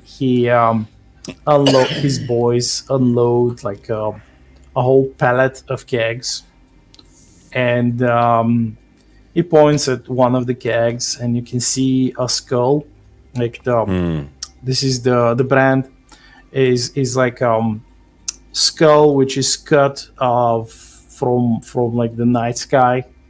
It's like a piece of sky with stars, but it's a skull, and it's, you know, all of the labeling is like a holographic labeling, and when hit by light from a certain angle, it looks different. It has a different look. So it says this is like he says like this is biker beer. It's from one SMC. Well, it's not. They're not actually the Soul system. They are flying around, but he says they make good stuff. It's like this one is called Skull in Nebula. Absolutely Brand. wonderful. How much for a keg? Well, a full keg is should be, I think, 55 credits with discount. Yeah. Perfect. I'll take 2. I'll take two. Okay. Call it special arrangements. He says like don't give it to bunnies. Don't give it to bunnies. What the fuck? I wasn't planning on sharing it with bunnies, but I make no promises with hamsters. He sighs like we're bikers. It's like civilians. It's another thing. It's a potent stuff. So this is one of the special rare beers that bikers make. It has like a huge alcoholic content and other stuff in it, and it's a black beer. It's not dark. It's fucking black. It's black as the fucking cosmos. So in other words, it's stout. Perfect. And when you pour it in a glass, you can see that there are like little the bubbles. They glint like stars. I just take a small sip, having already paid for the kegs, and I pretty much wave over to Roro and say, "Roro, come here. Come here." Said you wanted to learn how. You said that you wanted to learn how to be a biker. Well, this is the first step. Roro's gonna wake up in a new galaxy. Y'all keep forgetting that Roro doesn't drink. Roro's not a drinker. He doesn't drink alcohol. Remember? But what'd you say? You gotta Time repeat for that. everything. Alright, Roro walks over. What's up, Othard? You said you wanted to learn how to be a biker. Well, and I hold it out. This is the first step to learning how to be a real man. Yeah. It's tempting, but you're big. That's a lot of booze. And last time I got drunk, it didn't end too well. Just ask Tuck. He was there. My whiskers are singed from it. I just give a Yeah, I'd strongly suggest you keep the alcohol away from him. Let's think about this. Do you really want a drunk hamster strapped with grenades walking around? The amount of times he has quite literally exploded things. take another drink and I say, "Who said thinking was part of the equation?" Who said thinking was part of the equation? Oh. I love you, Othard. You're my bro. Sorry, you gotta pass. But hey, I just keep shrug my that shoulders the and keg. Maybe I can continue make a drinking. bomb out of it. Yeah, the keg. Pretty much, you can use the empty keg and make a EAD type of mission. Be like That's grenades, funny. like large grenades That's for freaking hilarious. Othard. You can turn them into grenades for Othard. Well, on No, that the note, keg. I just take both kegs like on my shoulders and I just start hauling it back to the ship. Yeah, they don't weigh too much for you. It's like they're human-sized kegs. No problem. Look at Othard's throwing Yeah, keg like, grenades. grenade. Can we? Is there a recipe for a keg grenade? about to be. Yeah. It's gonna be now. That's awesome. So what we're gonna do is we're gonna keep all of the kegs that Othard drinks throughout the journey, and we're gonna turn them into keg grenades. We'll have Yeah, two that grenaders on the would be squad. extra large grenade. Like it's Great. Should I More order like a few more? yeah, he has like a few pallets of beer. But all of the beer is the same beer. That's the batch that he got. That's Doesn't great. have like a huge selection. He probably has like some personal stash of a few bottles of beer, but that's for his own use. So he wouldn't sell them. So yeah, it's you're carrying the kegs back to, I'm guessing, to Jerry. The colonists are disembarking their ships, and they kind of they seem pretty elated because they, of course, Mary has already shared everything that happened, and they are both happy and a little bit concerned because it's normal that their parents, their children were here, and they were kind of in a bit of a vulnerable position.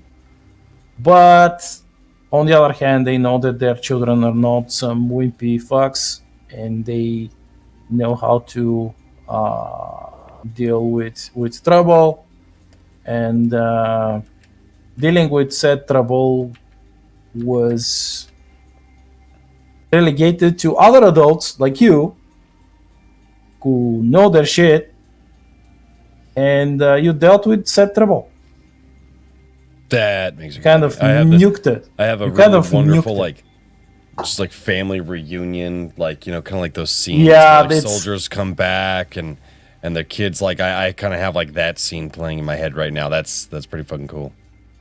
They are it's pretty much it's running and screaming, and it's like, yeah, mom, dad, brother, sister, etc. It's like they're not it's not a huge colony. It's just like a small tight knit community, and they, of course, they know each other, all of them. And the ships disembark about 100 plus people. It's not, they're not that many. Right. As soon as I see this, just a great big smile kind of like crosses my face. I just kind of continue walking to the ship, just with a bit more of a spring in my step. Yeah, when all of you guys, like, except the captain, who is who is going to do the ghost whispering thing, the ghost whisperer. Of course you had to fucking say that shit. So they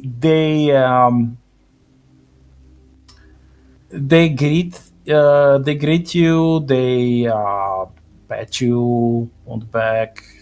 They offer they begin to unload like party supplies, more alcohol, extra food, and you can see that all of the crates with that food and bottles of alcohol that were stored in different containers. They, like, these containers, they have like a label on them, and it says Party for Slayers Inc. Please call us if you need more supplies.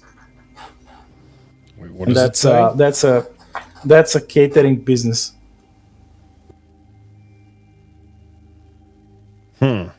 It says it's. Am I cutting? No, out you're or fine. something? I was taking other notes and stuff, so I wasn't. I was half listening. It says Party for Slayers. Party for Slayers. Yes, that's a catering business.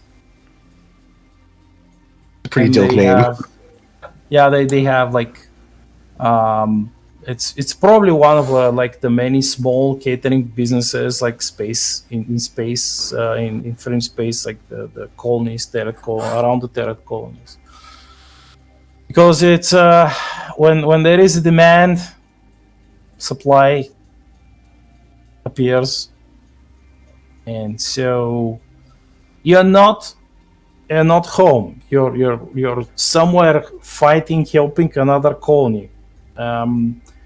You can't just land back home and manufacture. I mean, you could technically, but it will take you a day or so to cook all the food, and you probably be tired from all the fighting, and you want to spend times with your children and your families and friends.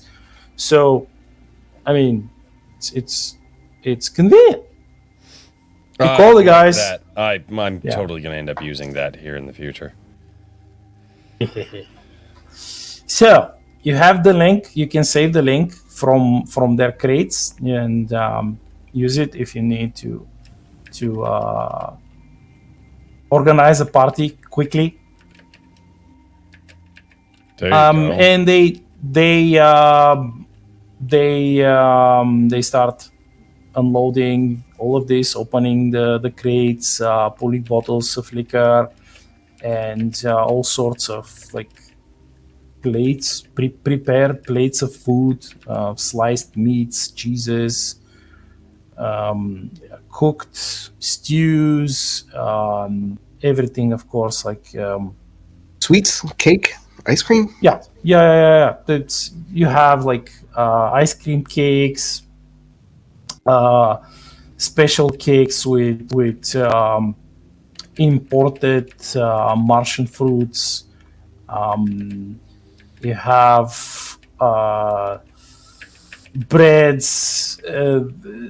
It's insane. I mean, they could get canned pork from the store, but it wouldn't be the same. Wouldn't you agree? Yeah. Different. So, yeah, they of course, they ask you to sit with them and offer you glass after glass of alcohol. Of course, you can refuse to drink their alcohol if you don't want to get drink. But Mary brings her parents, and her parents they look a lot like her. Her dad is probably as just as tall as the Backers. He does look less burly, less burly than them because he's a pilot. He doesn't have like huge shoulders and huge muscles, but he looks quite agile. Has like a white quiff on his forehead, like a small quiff. His name is Alexander, and her mom, Mary's mom, is like a shorter woman with brunette with green eyes, and her name is Donna. And they of course they come and they greet every one of you, and they ask for the captain, but because they see that Captain Eugen is not here.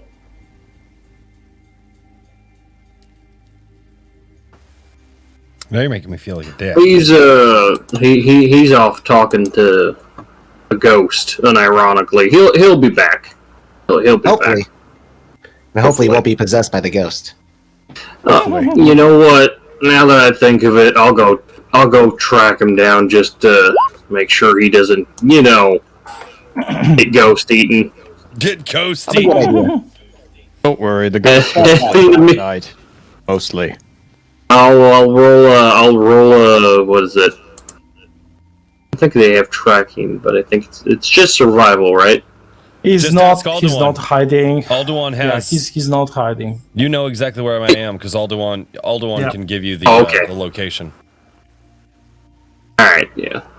Oh, So, if you guys like to take a short bio break, Yeah, we could probably take 5, rotate out real quick. We got some people in the chat. I will say this. Kingpin Spin and Stargazing Banana are tied right now. they are. They are tied right now. So, yeah. Oh, come on! Need more viewers to come in and vote. I know we need some more votes down there. And here's the thing, I have no idea what any of these are. I thought Spacey Marching or Stargazing Bonanza was gonna be, but no, You're saying it wrong. It's Bonanza, not Bonanza. Right, fuck it's Bonanza. For some reason, I heard Sorry. Stargazing Banana, and that sounded way more fun. Banana. Oh god. Yeah, we need at least one more vote, Oh god. Like, hit up the Gilded. please. We'll make a little announcement in the Gilded. Oh, Tell them, yeah, hey, yeah, we you need a could. vote. We just need one more. So I could add every. Yeah, we need one. At least one more. I'll go and grab some water. No, you're good. Yeah, if you guys need to take a break or anything right now, yeah, we'll take 5 real quick. We'll talk with the Alright. chat. Fiona Wolf is down I'll there go. as well. It's just always a chance. Go at the check Red with the Space wife. Princess. be right back. When in close proximity to Barsumian planet. Fiona Wolf, I have a feeling that you have information that we don't That's have. a John Carter reference. Oh, gotcha. Forest Pub, he popped in a minute ago. I was talking with him in the chat a minute ago as well. He's got a buddy that's created his own game. Oh, good lord. Oh, excuse me. Created his own game as well. So I'm actually having fun with this tonight a lot more than I thought I would. Where like we're wrapping the quests up and stuff like that. I was curious. I thought it'd be a little uneventful, but I forget how good our characters are set up and how well we play off of each other. So the role playing sessions end up being pretty good. Actually, yeah, I'm kind of surprised. Like, I mean, our little group here has played off of each other very, very well since the beginning. Like, like just even independently of each other, like everybody's just made really smart decisions. It's kept us alive for a bit. So yeah. How many people in the chat? Is this your first Star Shatter tabletop RPG live stream? What I should do, and I'm a little bit behind, but I will. If you guys would like to catch up with all, we had a lot of audio issues in the beginning that we had to figure out, but if you guys want to check out more Star Shatter and check out the older episodes, because we're on episode 21, and we usually go for 2 or 3 hours a piece.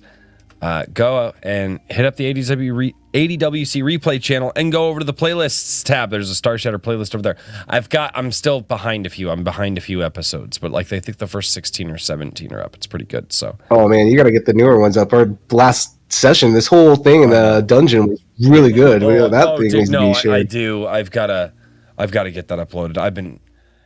Dude, the whole dungeon. What was the dungeon? 2 or 3 sessions? And yeah, it wasn't that long. It was like 2 or 3. I think it was 4. I think it was 4 sessions total. Mm-hmm. But yeah, it was because I numbered it. That was Legacy of Mirren Doom. Holy shit, and that was ridiculous. Fucking turrets popping out of ceilings. We had cyber warfare and then live fire battle happening simultaneously in 2 different locations. Well, I guess technically 3 different locations because one was cyberspace, and then you were over there rolling grenades at fucking shit. Yeah, that's right. The 2 robots trying to get in while Tuck's hacking. Yeah, dude, that was such a nuts session, dude.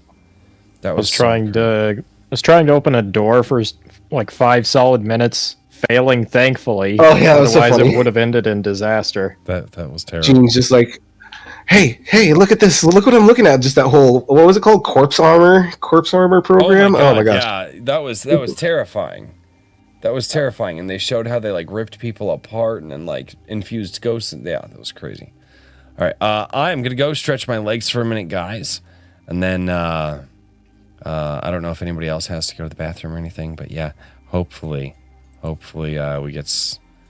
get back to it here soon. These are the long sessions though, and we still have an hour to go. Yeah, So- this is going by a little bit slower. It's all right. No, dude, I dig it. I like this session. I've got a lot of notes in this session. Funny enough, I take a lot more notes in sessions like these than when we're out just blasting shit. My notes for when we're out blasting shit and killing stuff, I'm like, we win. I got hurt. We win again. Like those are my notes when we're out clearing dungeons and stuff. That kind of makes sense. We're all stocking up and like getting ready for the next part, so you got to make a lot of notes about what you're getting here. Oh yeah, God, it's fucking crazy. Back. All right. I'll be back. Give me a second. Yeah, I'm gonna step out too. Yeah. Yep. And then we've got Let me check the chat. got some people down in I'm the chat checking the talking. chat. Oh, Fiona Wolf usually working on Saturday majority of the time, so she doesn't see the live streams. Well, yeah, go check it out. I will be right back. I'm so happy that we can finally play. Yeah, it's And, definitely been a few weeks since the last time we played. Yeah, Fiona Wolf finally she can enjoy one of the games. I think she told me that she watches them much later, but it's not the same. That's it's different when you're there. Oof. What else do we have? We have like some new faces and some old faces. Biggest Some thing I'm wondering regulars. about is what our next quest is going to be. Well, we decided to put it like in the hands of the viewers. So I know the quests. I made Suspense them, is but- killing me. I suspect that it's gonna be either the holding floors or that other one.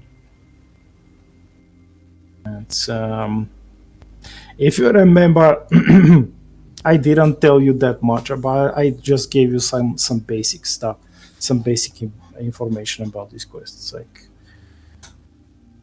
who is the quest giver. At least that. I think that was it. That was all. But you have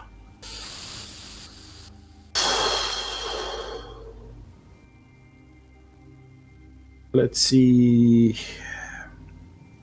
1, 2 Of hamsters Unique versus quests. Mars. I would pay money to see that. Fiona Wolf, I would pay legit money to see that. Barsoomians versus the hamsters, who would win? hamsters, hands down. Hamsters will win. It's like you can't. I mean, they have one of their greatest strengths is the battlefield correct jokes. Barsoomians, no, they don't have it, anything like that.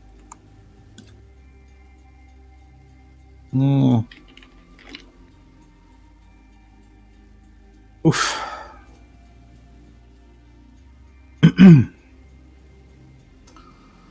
Joseph Peck in the chat says, my money is on the audience winning.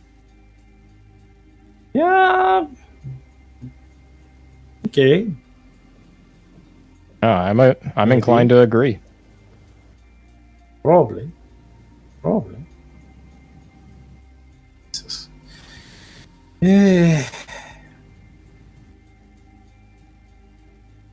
Also, guys, I have to remind you that you could, if you had like some looted stuff, you could also sell them to Glass.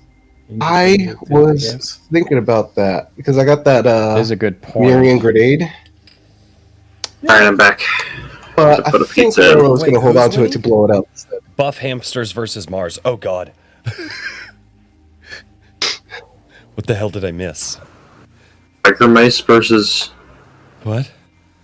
hamsters. Well, I do have this cloak bomb that Roro just stuffed into my back pocket one session. Mm-hmm. I have a note too. It says it's on you. Even though it's on my equipment. Yeah. Roro's gonna One run of up the and Tazaran slap your ass, Commando and you're gonna bombs. you're gonna Oh, explode. it Sir, it doesn't work like this. It's this is not, come on. Forgot about the bombs. This is not a nitroglycerin file of nitroglycerin. Come on. That's a little hilarious. All right. Cool deal. All right, where We at? have like do we have definite results from the voting? Maybe, but we still got another almost hour to go. Okay. So let's say we should give it like 30 minutes. Yeah, we'll give it 30 more minutes for a vote. So guys, just so everybody knows that poll in the chat right now is for you guys to vote, and you guys get to pick our next mission that we get to go on. So you guys get to pick our next mission. It looks like there is a leader. They chose the bunker, and that was it. That ended up being pretty Yeah, they pretty did. badass. I will say that. Yeah, chat good chose choice. the bunker, and now That was a good choice. and now I'm trying to go and see if I can't get something that I've been really wanting to get. Oh yeah. By talking to Jerry's ghost. Let's see, because if I can get this thing. You gotta admit, though, Royce, the bunker was cooler. Possibly, but also. And also and you just want the gun. And also you got particle beams in your face. And yeah, that hurt. Yeah, the particle beams were great. Yeah. Although I will say this, dude, the funniest part about the bunker was when Tuck started spamming that guy's PDA just dick butt memes. when Tuck started spamming dick butt memes, I was just like, this is amazing. It's like the warfare in this game is hilarious. Imagine if that wasn't like a professional Tazaran commando, because he somehow like kept some level of cool. I mean, he was pissed as fuck, but he still kept some level of cool. If this was one of the like the retards that they sent here to die, basically to clean their state. If this was one of these idiots, they would have like they'd be flipping mad. That's funny. They would be like, dude, screeching. That was so funny. Can't wait to do it in a space battle. The funniest part is the whole spamming the PDA. That's not exactly uncommon with a lot of warfare that I've seen in Star Shatter. It's not. That's great, dude. Oh yeah, it's because it works. Okay, so Captain, you reach the spot where Aldon's scanners show that there is Jerry's ghost, and you, because you have like the scanner feed, you know where he is and you can see him on the scanner. I mean, you can't see him with your naked eyes unless he wants to be seen. So all right, give me a second.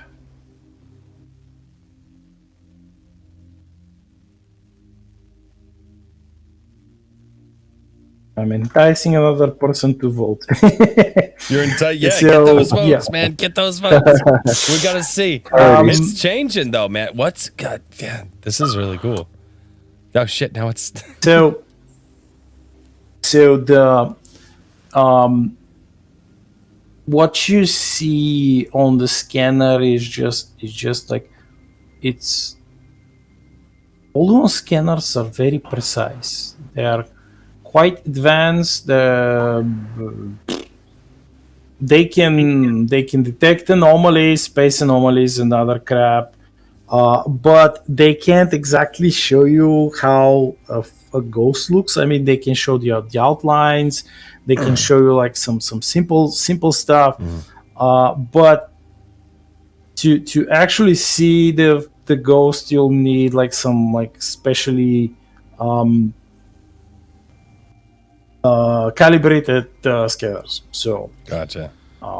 yeah. So yeah, you are there. You look around. You know where the ghost is. The ghost is not moving from his position. What do you do? I talked to him, Jerry. And by the way, before that, because your scout decided to follow you, are you going to run after him or just like walk normally, Doug? I'm not rushing necessarily. So no, I'm just gonna walk up normally, which is a little bit slower than what he can do. So you know. Okay.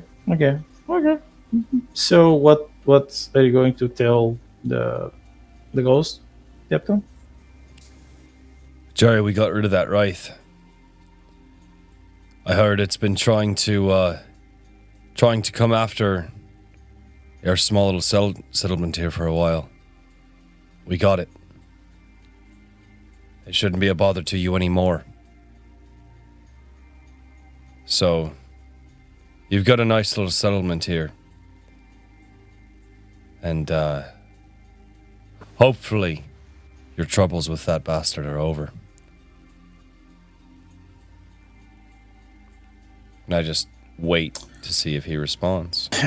You wait probably a minute, and then you hear a voice in.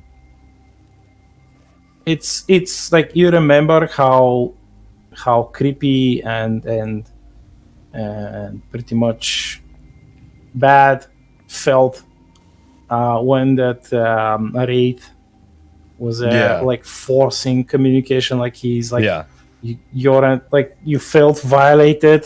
Yes. But Jerry's ghost, like he's like a human. He was human. Is he? You can actually hear him, or at least that's what you feel. That's what your brain thinks. It's probably not a physical voice that you hear. Right. Probably that's what your mind. Something like that. Yeah, something quite similar. And he says, "Oh, good, very good. But I'm not gonna send yet. I'll just keep a watchful eye on my village, and you can actually see with your eyes. You can see the outlines of the ghost. He's like sitting on a rock, and he holds like the ghostly rifle of his actual rifle. It's like it's a ghostly image of his rifle, and he's he scratches his beard. He says, "That fuck. It's good that you chased him away, but if the nagging suspicion, he could one day try get." Oh. They tend to be like that. Our, older one, our Star Shuttle, our Seeker ship, he dealt with him for years, trying to defend him. And then we found out that you were defending against that Wraith. So, but it looks like you're well equipped there. People tell legends of that shredder rifle of yours. Yes, it was me rifle. Kind of shot lots of crypto beasties and other things. Yeah, but then old age got me one day. He says, you know, you were one of them Zentari. He looks at you, and That I am. even though he is like almost transparent, you can see his smile. He's grinning. Hey, what say you, Seeker? What say you? Me and you, we make a nice deal. He scratches his beard again. Alright. What kind of deal are you talking about? He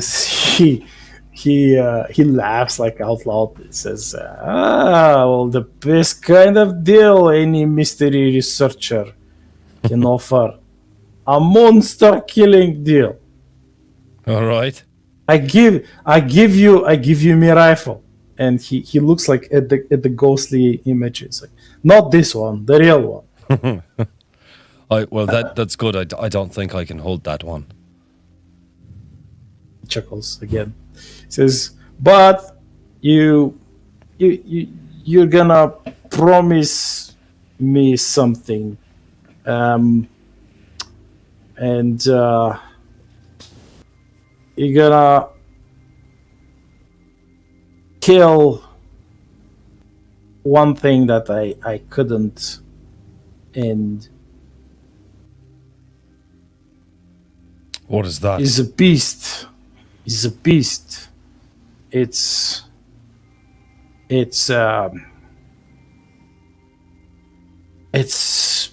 well, I failed.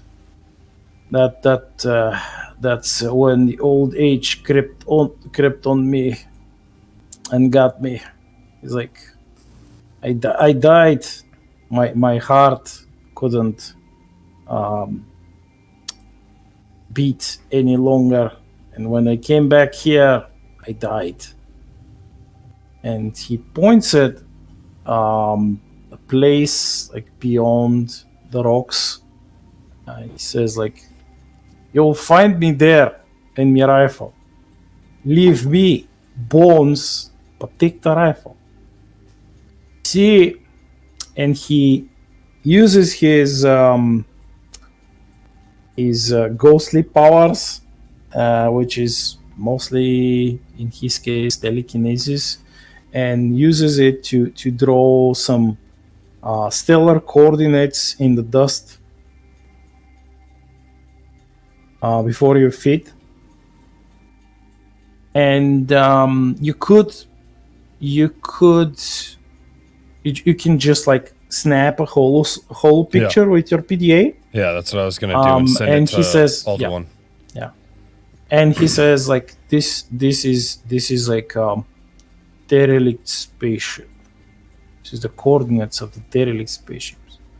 Inside there is this beast. It's another thing made by the old Mirans. Another one of their experiments. Good. I'm getting about sick of the Mirans. All right. And this ship, he says, was traveling, and it didn't it didn't reach its destination because the things that it transported kind of freed themselves. He raises a finger. It's like, but you must be well prepared to go there before you go there. It's like this beast, it has like a bunch of other small thingies, ghosts, like the old crew, the old Miran crew, and their evil scientists who created these beasts. They are there, and they are still running experiments. I almost became one of them. Jeez. It says, be prepared when you go there. Do not just like rush in. I was good mystery researcher, and I had excellent gear, but even I failed. I'll make you that promise. If the guys and I need to get prepared, we may have to leave. But we will come back and we will destroy these bastards. It sounds like this is something that might be a little bit more than the bunker we just got out of. Yeah, that's what you get when you complete secret quests. More secret quests. And he gives you a bunch of advice because he's probably one of the best mystery researchers of his day. And he gives you a bunch of advices that how to deal with especially these like unlife rates and the zombified corpses that they control, which you already fought them to get to Oldon, if you remember. Yeah. Oh yeah. So yeah, he pretty much tells you how to defeat them. That the key to defeating them is actually like lots of particle beam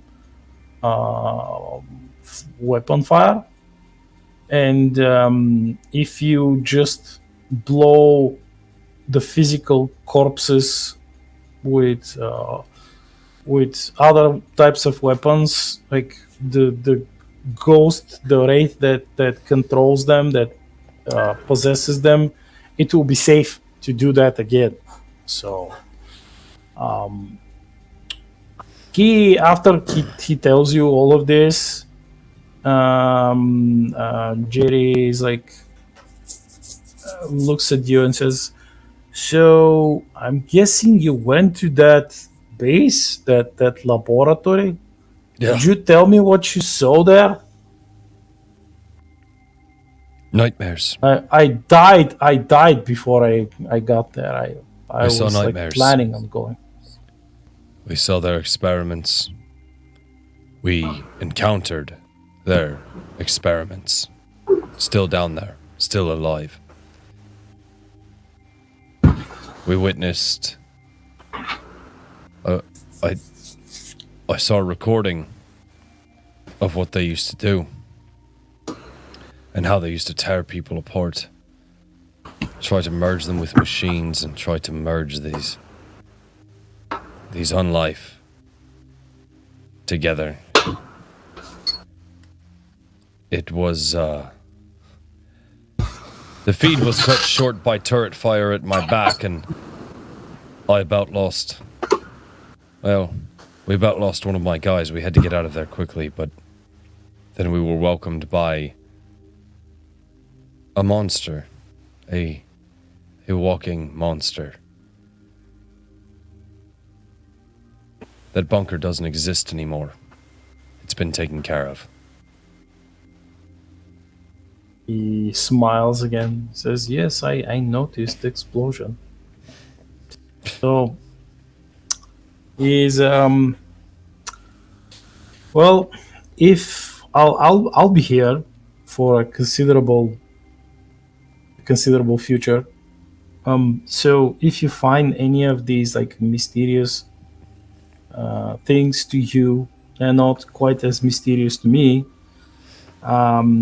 if you bump into some alien monster that you're not sure about, or if you find more files of the old Miran dark projects, you could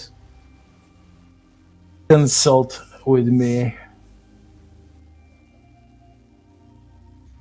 I appreciate Pretty much, I will offer you my services.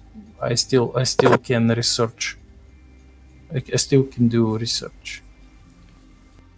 Pretty much, make a note that if you find more files, like I'm not sure what kind of data you got from the lab, but if you find more stuff, more of these like old dark projects of the Mirans, you could give them to Jerry, and he will perform research on them. That's fucking cool.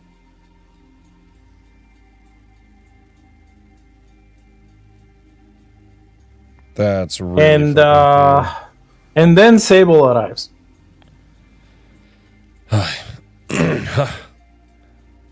Well, I figured one of you would show up. Sable. Or sorry. Uh, I talked. Sable? Sorry. Yeah, how's it going? Were you talking to the ghost? You can talk to him too. Jerry. Hey, you know what? No, I'm a little ghost out, alright? Like, I I'm a little ghosted out.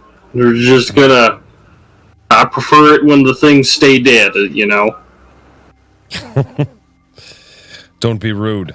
He just offered to help us if we happen to run into more Miran projects in the beginning. Like we did in the beginning of this adventure. So, Jerry, thank you so much. I'm gonna take my scout here and Tuck, we've got a new heading. So Jerry asks, well, Captain, could you, when you grab the me rifle, could you put some stones over me bones? It's like sometimes things nibble. I don't like it when they nibble me. So Absolutely. Is there anything else that we can do? it's like he says. The thing is that if someone takes the bones, I may not be able to stay here and protect the village. Who knows? We'll make sure your bones are protected. He says these raids, they may send someone else or something else. One never knows with these filthy things. They're creepy beyond imagining. Hi, radio. I'm assuming I'm still in radio contact with Aldewan. Mm-hmm. Okay. It's not that far. Okay. Aldewan. What do we have?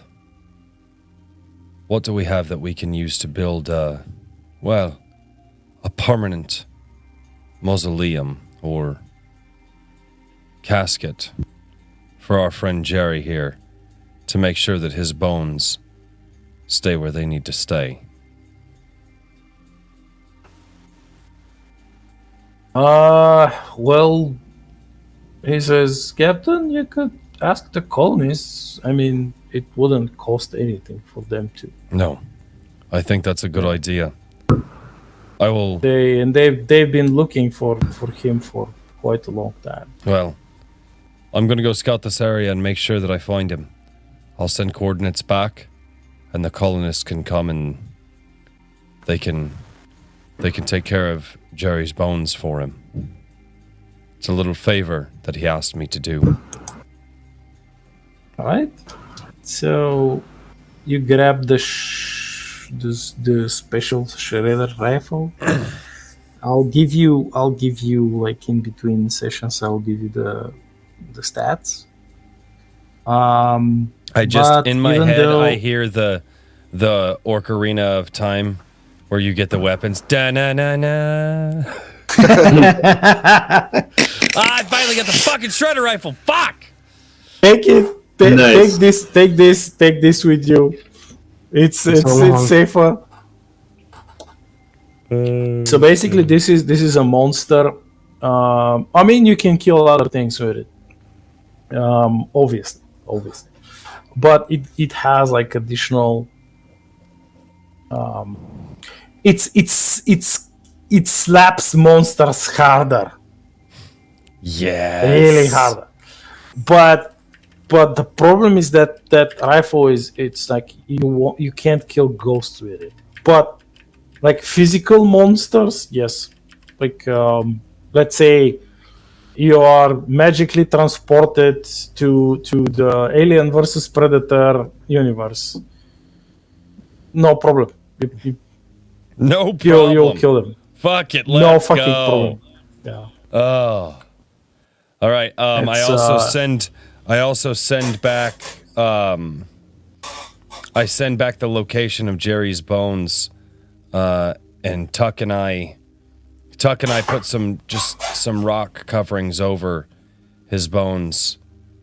While we're there, I send back the location to the sheriff of the town, and let him know, Sheriff, we found Jerry, and while he may have visited me and offered me his old rifle, but if the town would rather have that rifle, I understand.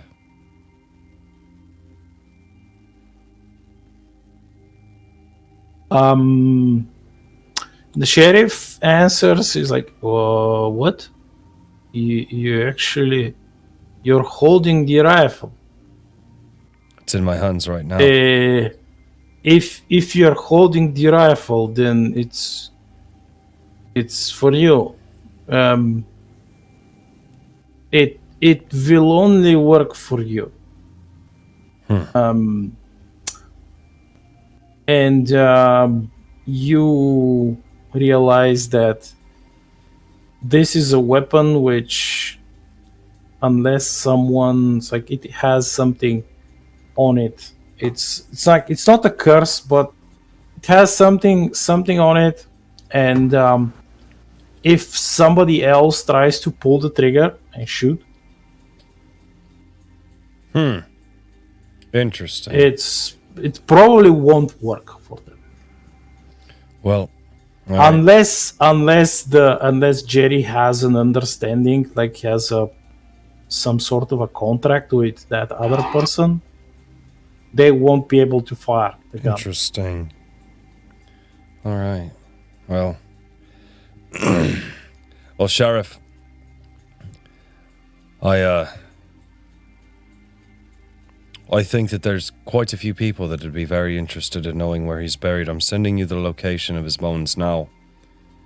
And I don't know if you want to take him back to Jerry, or if you just want to build something here, but I definitely think for as much as he's done, it might be time to have his bones rested in a place that are a little bit more deserving than what he has now. Yes. Well, Captain, we will talk. Don't worry. His bones will be safe. Fantastic. All right then. Do we have like a definitive vote? I think we do. I think the definitive vote. Oh shit! No, we don't. It's between Kingpin Spin and Stargazing Bonanza. Like, the chat will not do it. The chat will not pick. Well, Would I be the one to cast in a vote? Hold on. Well, we've got a few new people in the chat. If you guys have not voted, you guys need to vote in the poll so that way we know what our next mission is going to be. Is the name Stormbringer etched into the barrel? No. This is Jerry's shredder rifle. This is... Not crying for blood and souls here. Right. No, it has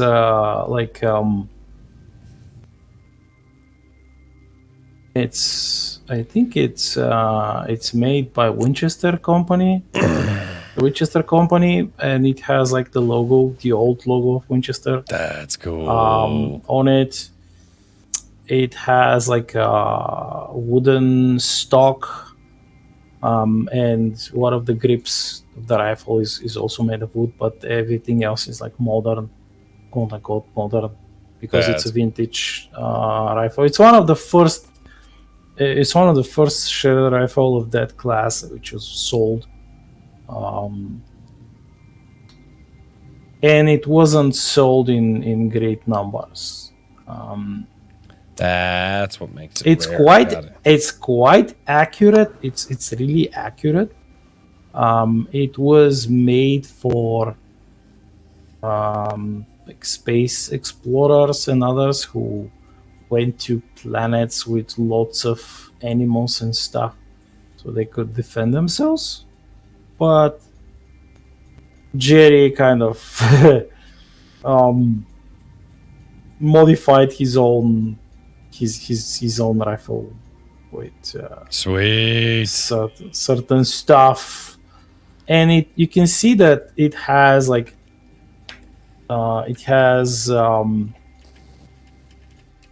marks inscribed in it, like not just scribbled but well inscribed in the rifle, which to you, because you're not a Terran, these look strange, but they are actually runes and other signs, which he as a mystery researcher had researched and found that if you mark a certain weapon with these in a specific way, it becomes more and more potent item that you could use against specific beasts and other monsters, supernatural stuff. That's awesome. That was his job. So basically the rifle, no, it doesn't have the name Stormbringer etched on the barrel, but he called it the boomstick. The boomstick, yes. Oh yeah, that's awesome. Oh. All right, no, chat has voted at this point. We might. Oh, good lord. Is it tied again or not? It's tied again. It's been tied this whole night. Like, it's Kingpin Spin or Stargazing Bonanza. Do you want me to roll a 50-50 die? Ooh, do it. That sounds fun. Okay. All right. what low numbers Kingspin, high numbers Stargazing? Okay. So high number Stargazer. Okay. 50-50 or something? I don't know. Yeah. Do you want me to roll? Yeah, I'm good with it. I'm good with that. High numbers are Stargazing, low numbers are Kingspin Spin. Lands on the half. Sure. I don't know. Roll again. Oh shit. Low numbers. Low numbers. There it is. Kingpin Spin for the win. That's very low. Oh, okay. Right. We got Kingpin Spin for the win. I see the rhymes. All right. So you go back. You and Duck walk back to the village, and by that time the party is in full swing. They are like, of course, not all of them are partying. They and especially the bikers, and they're not partying. They You can see them quietly assuming guard positions around the village in certain spots, and they have their rifles, their machine guns, or whatever, like guns that they use, and they're not even looking at the colonists who are partying or drinking themselves under the tables. They're just guarding the village, just in case. Right. So yeah, you get greeted by a little bit like tipsier parents of Mary. Oy. And the like her father is like, Mary has been telling me that story when you sent her the coordinates of those like cloaked skimmers. That's so awesome. Well, we couldn't have done anything without Mary. I tell you what, why don't you give me about 5 minutes to catch up with you and let me grab a drink or two? We could sit down and we could talk about everything that's been going on since you've been gone. So it's fantastic. Oh yes, for sure. It's fantastic to meet you. Tuck, thank you for coming out with me. Take a load off.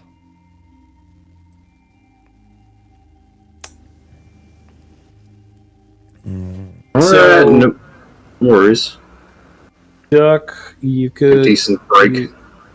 You can like walk around and pick whatever foods you want from the tables, and of course also alcohol. They have, for some reason, they have a couple of bottles of carrot whiskey, which is a staple drink for bunnies. You might not like the carrot whiskey, but I don't know. Interesting. Burrow catches the eye of Tuck, goes with a mouthful of cake, pointing at it on his plate. Goes, Tuck, look, carrot cake.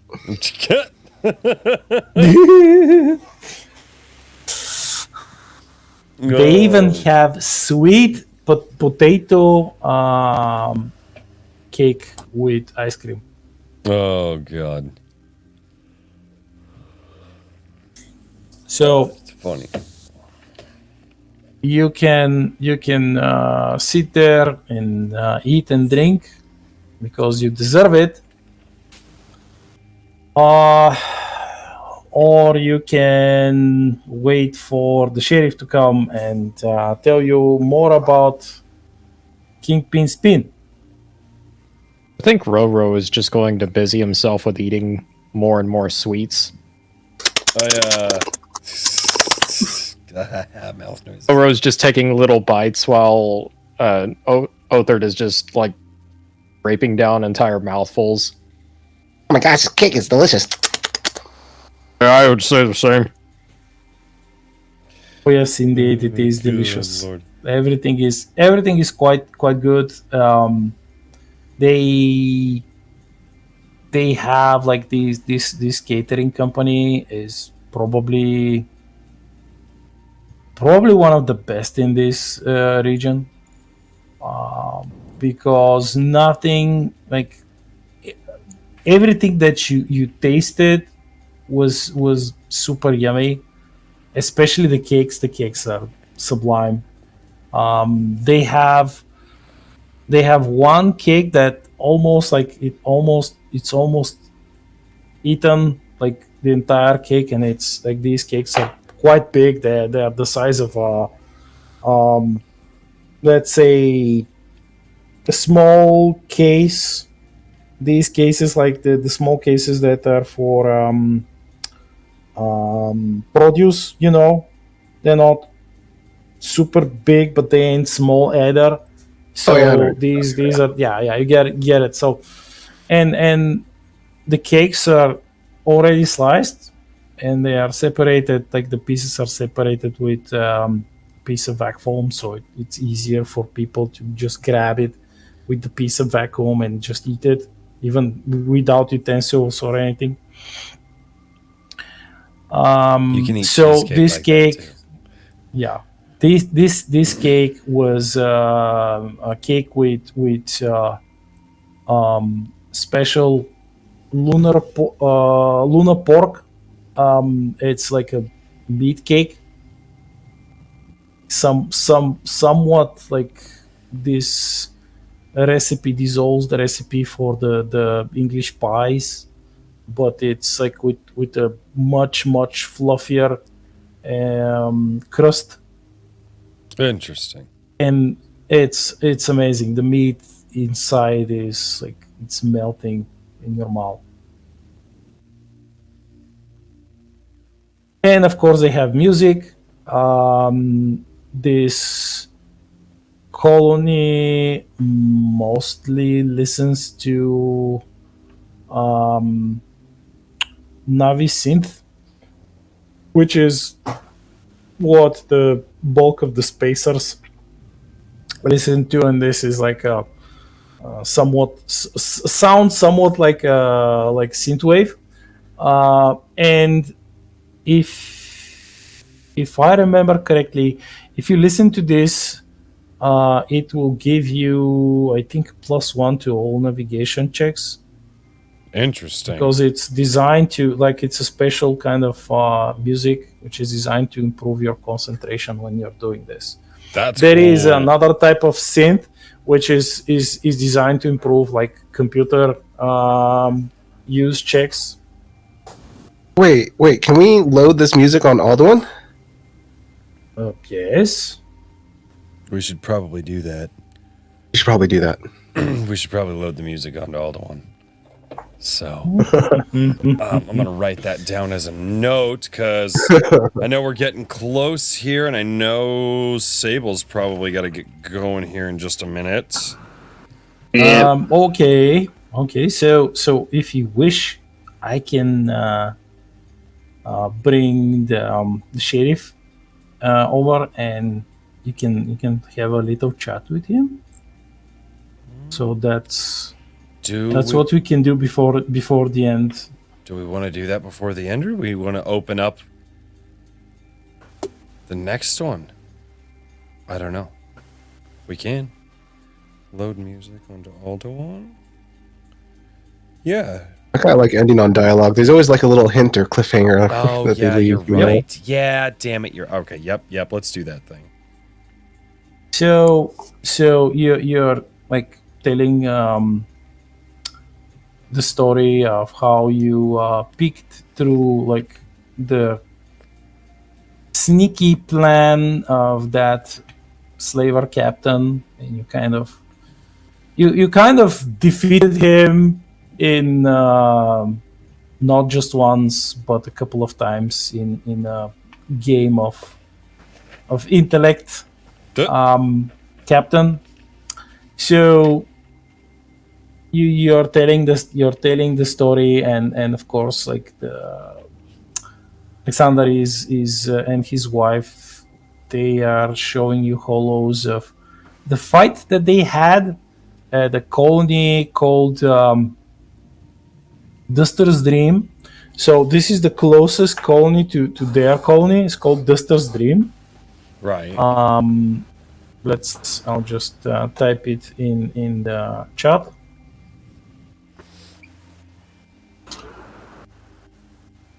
And it's a small sandy planet,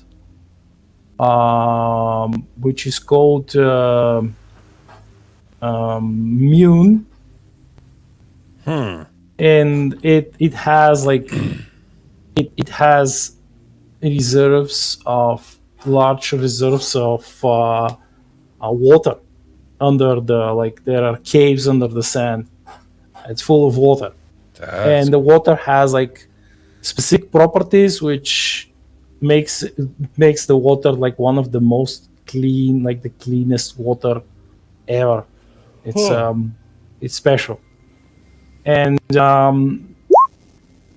she explains that one space biker club, they wanted, like, they offered to pay for delivery of some of this, like this water, so they could make a special kind of beer. They can brew a special kind of beer with it. I'm all for that. Yeah, so this is like a hint for like trade and stuff, which you could also do and make money. So she gives you the link of that biker club, and it's a biker club which is situated on Mars. So it's actually in the Sol system. So if you want to like deliver, get some like filled cargo hold of Alduin with a few containers of this special water and fly them back to Earth, almost to Earth, you could do that. Damn, we got a lot of extra jobs. I gotta get the fuck out. I mean, you can't do all the jobs, but you have options. That we do. So the sheriff, while you're chatting, and of course Alexander tells you of the space battle that they fought there, and they basically fought like for about 2 weeks in space against some corsairs, Tazaran corsairs. They had like standard Tazaran equipment, ships, etc., etc., and they were trying to capture that planet. They didn't care about the colonists. They were about to like glass them from orbit. Jeez. And they just wanted the planet. And it was like a small contingent, and he says that these were probably like a bunch of deserters who decided that fighting here on the fringe is like is fucking screwy as fuck, so they better do it at least for their own like at least under their own command. So Right. they defected and like entered Terran space, decided to yes, we'll just like capture this small planet and like set up shop there. But it didn't work well for them. So that entire battle that he tells you the story of, he explains in detail, and you can learn new tactics from him. If you wish, you can roll an intelligence check, and if it's high enough, you can probably get like an extra, like a bonus tactics.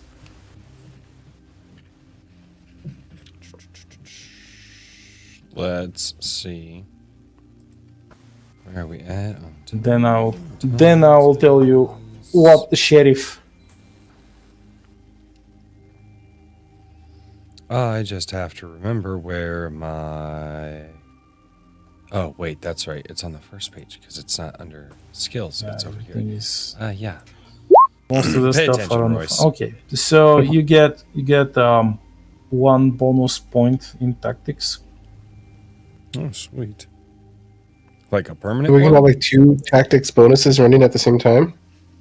No. It's like a skill point. Oh, shit.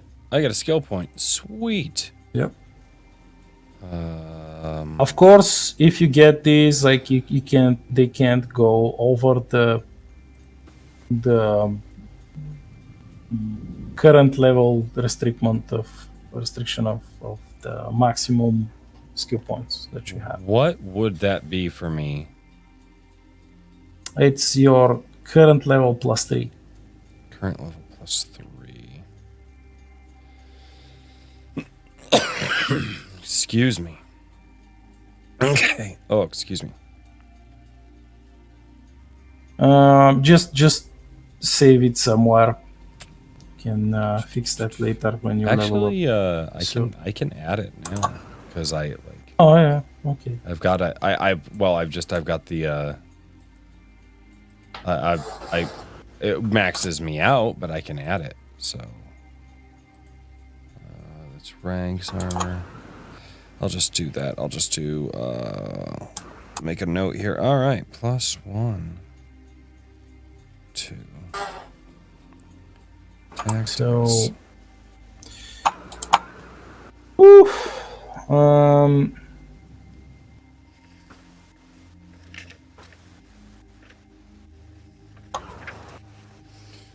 All right. yeah. So the sheriff, he comes, he joins you, and drinks a bit. He drinks some vodka because that's a Russian gorilla, and we have to have stereotype you. I'm good with it. And he's not like he's not hammered. He's like just a little tipsy, and when Alexander and his wife they retire, he says, "Oh, Captain, remember that job that I mentioned earlier, the task. Well, I got like the new pack, the new data pack, and the files with the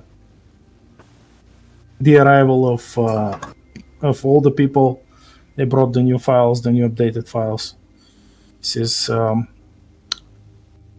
this job. It's about a serial killer. And this I wouldn't call him a man. He's alien. He's killed 72 people.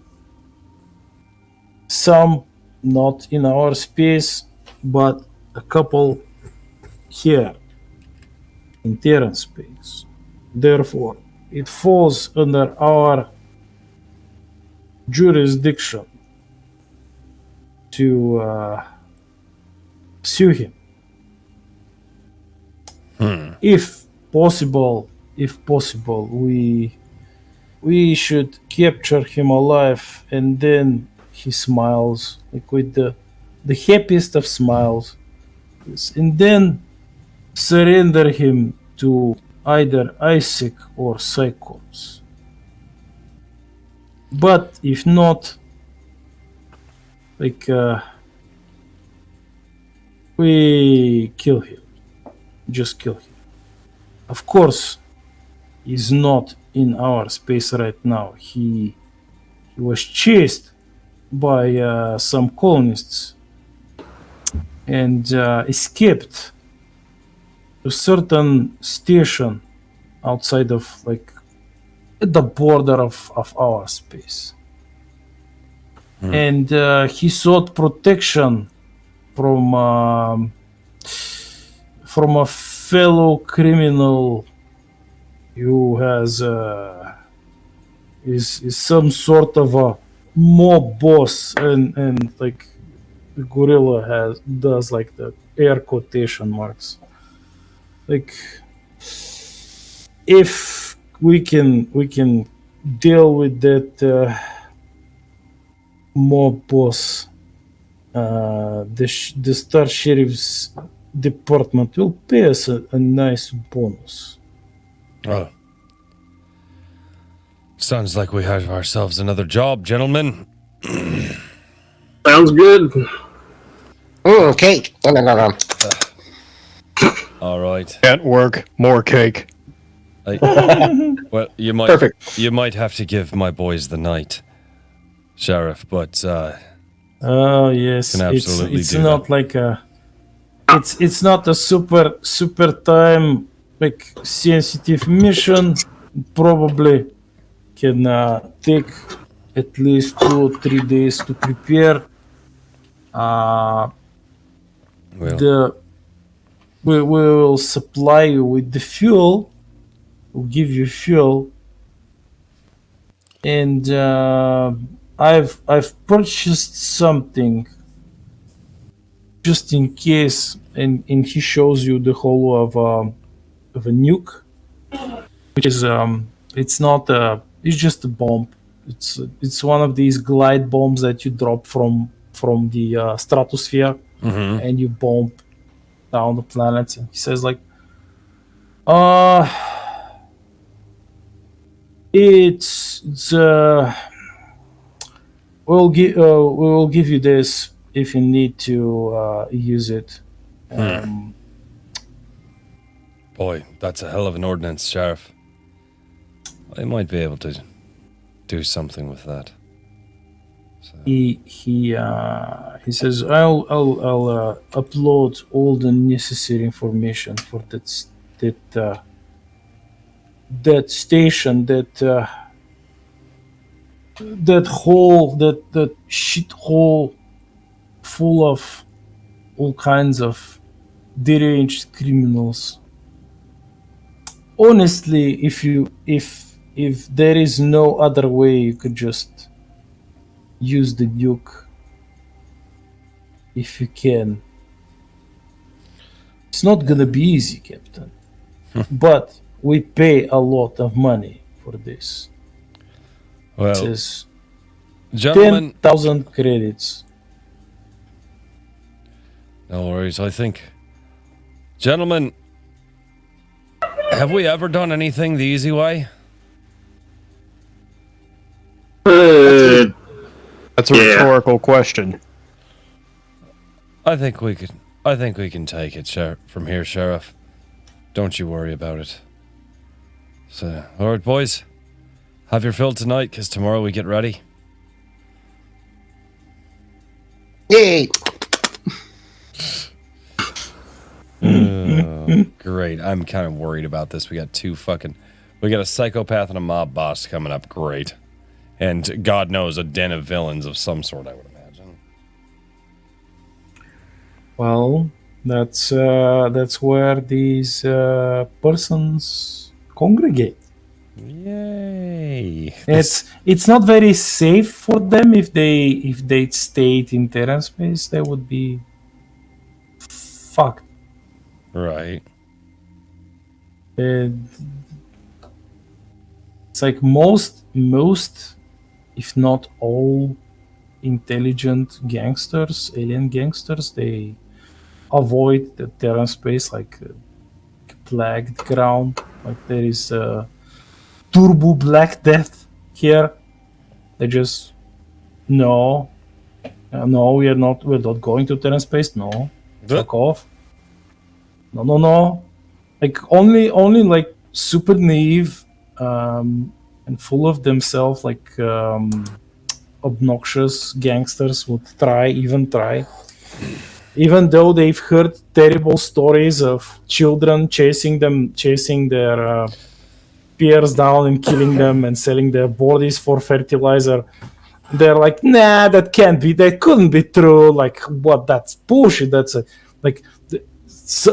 lies. Are all lies. And then they go. They never return from Terran space. And then Grandma has free fertilizer for her potatoes. Pretty much. Or the petunias. Oh God, that's hilarious. And the kids are like, yes, this like some super scary gangster, and they're like, I'm selling his gun. It's like, it's mine now.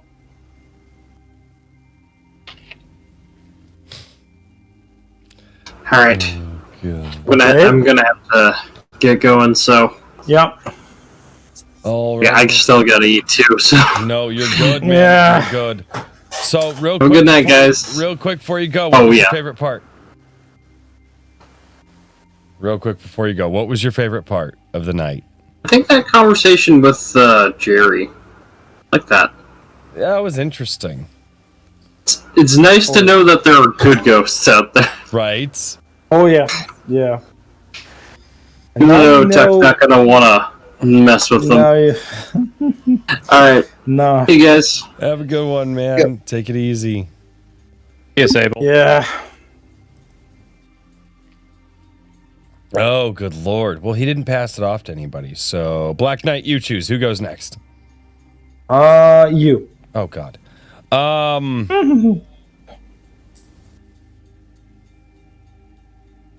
were a lot of good moments tonight. That's a hard one. Although, yes, I'm happy that I got the shredder rifle.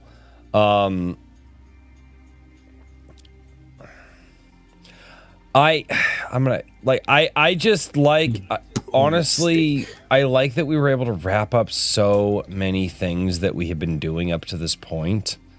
Like, yeah, the shredder rifle thing we wrapped up. Obviously, you know, we're getting stuff for Alduin now. We're turning in bounties. We got a little bit. We got paid a little bit. You know, the parents are returning. The original mission that we set out to do is over. Like, I think that is like, I think that's probably my. It's not really a favorite moment, but I just like the way the whole session broke favorite down. feel. Yeah. Yeah. It's really nice. It's like awesome. We did the thing. We protected the town, and now obviously we have a new mission. So we'll see if it's as long as this one was. But like if we don't skip months between the session. Well, no, I'm just saying it's quite quick. So this mission itself was 21 sessions to protect the town of Jerry and do all of the stuff that we did. Like, the intro quest was built specifically like a little bit like wider margins, so like new players could learn more. Oh, that's nice. And train stuff, new mechanics and shit. So okay. Otherwise, like if you got 2 sessions or 3 sessions, or even like 4 sessions of like super short quest, and then later when it's like when you're on a much more important like mission, and then you're like, okay, but how does this mechanic work? Okay, but like Black Knight, we all know me. I'm going to be asking those questions regardless. No, I'm not. No, you're not. All right, so Black Knight, what was one of your favorite parts this evening? And then I had a few. One was Glass. Finally introducing Glass. Then your interactions with him, and then the whole thing with the bikers that you talk to them, and the way that you're like, yeah, I want give me the choky waffles, like I want choky waffles for the kids. Yeah, so that was one of the bits. Then of course Jerry and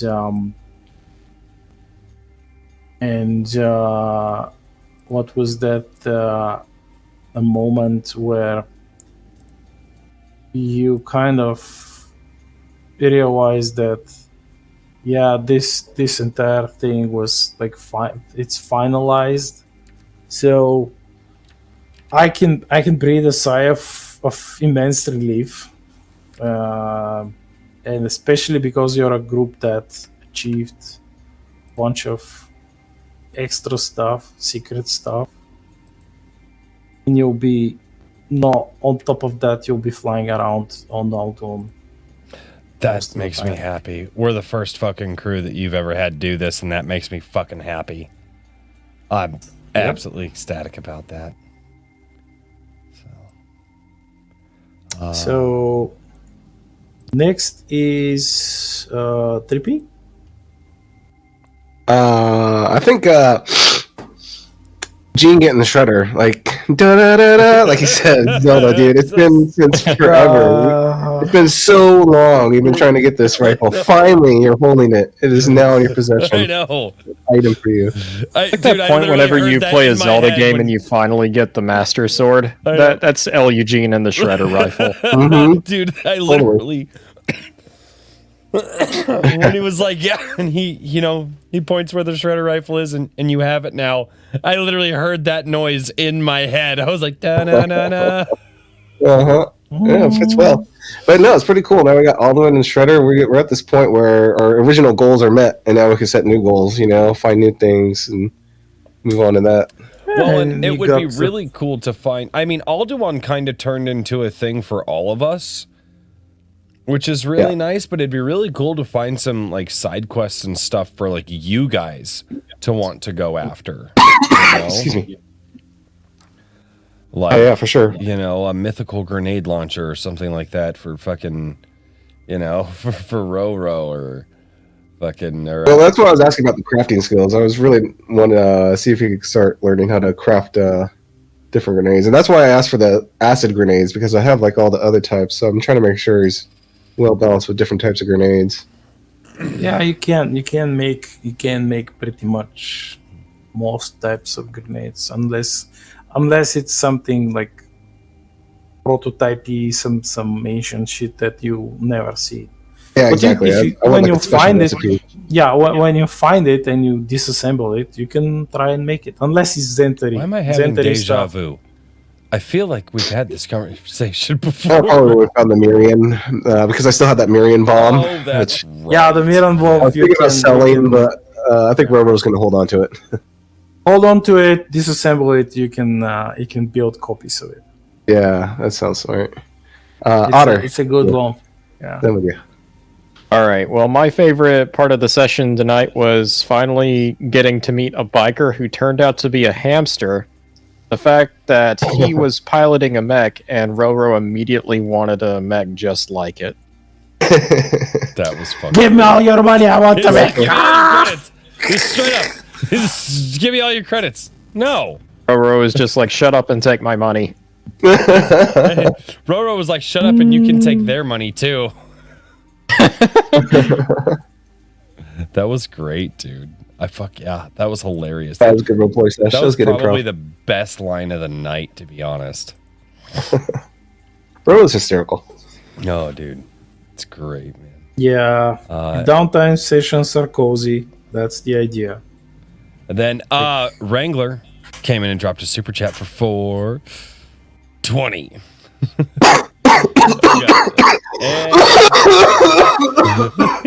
I was like, don't do it. That was a bad idea. Yeah. No, I could have told you that. And on that note, ladies and gentlemen, this has been Star Shatter. I'm so glad that you guys tuned in tonight. This was a great session. I had an absolute blast. Hopefully, our next session won't be a month away. And hopefully you guys will all be here for that session. So until next time, see you, everybody. Yeah. That was great, dude. That was a great. Robo's still munching on the cake. Yeah, but now we gotta come back here and we gotta fight the rest of this Mirren stuff. And that's like ominous as hell.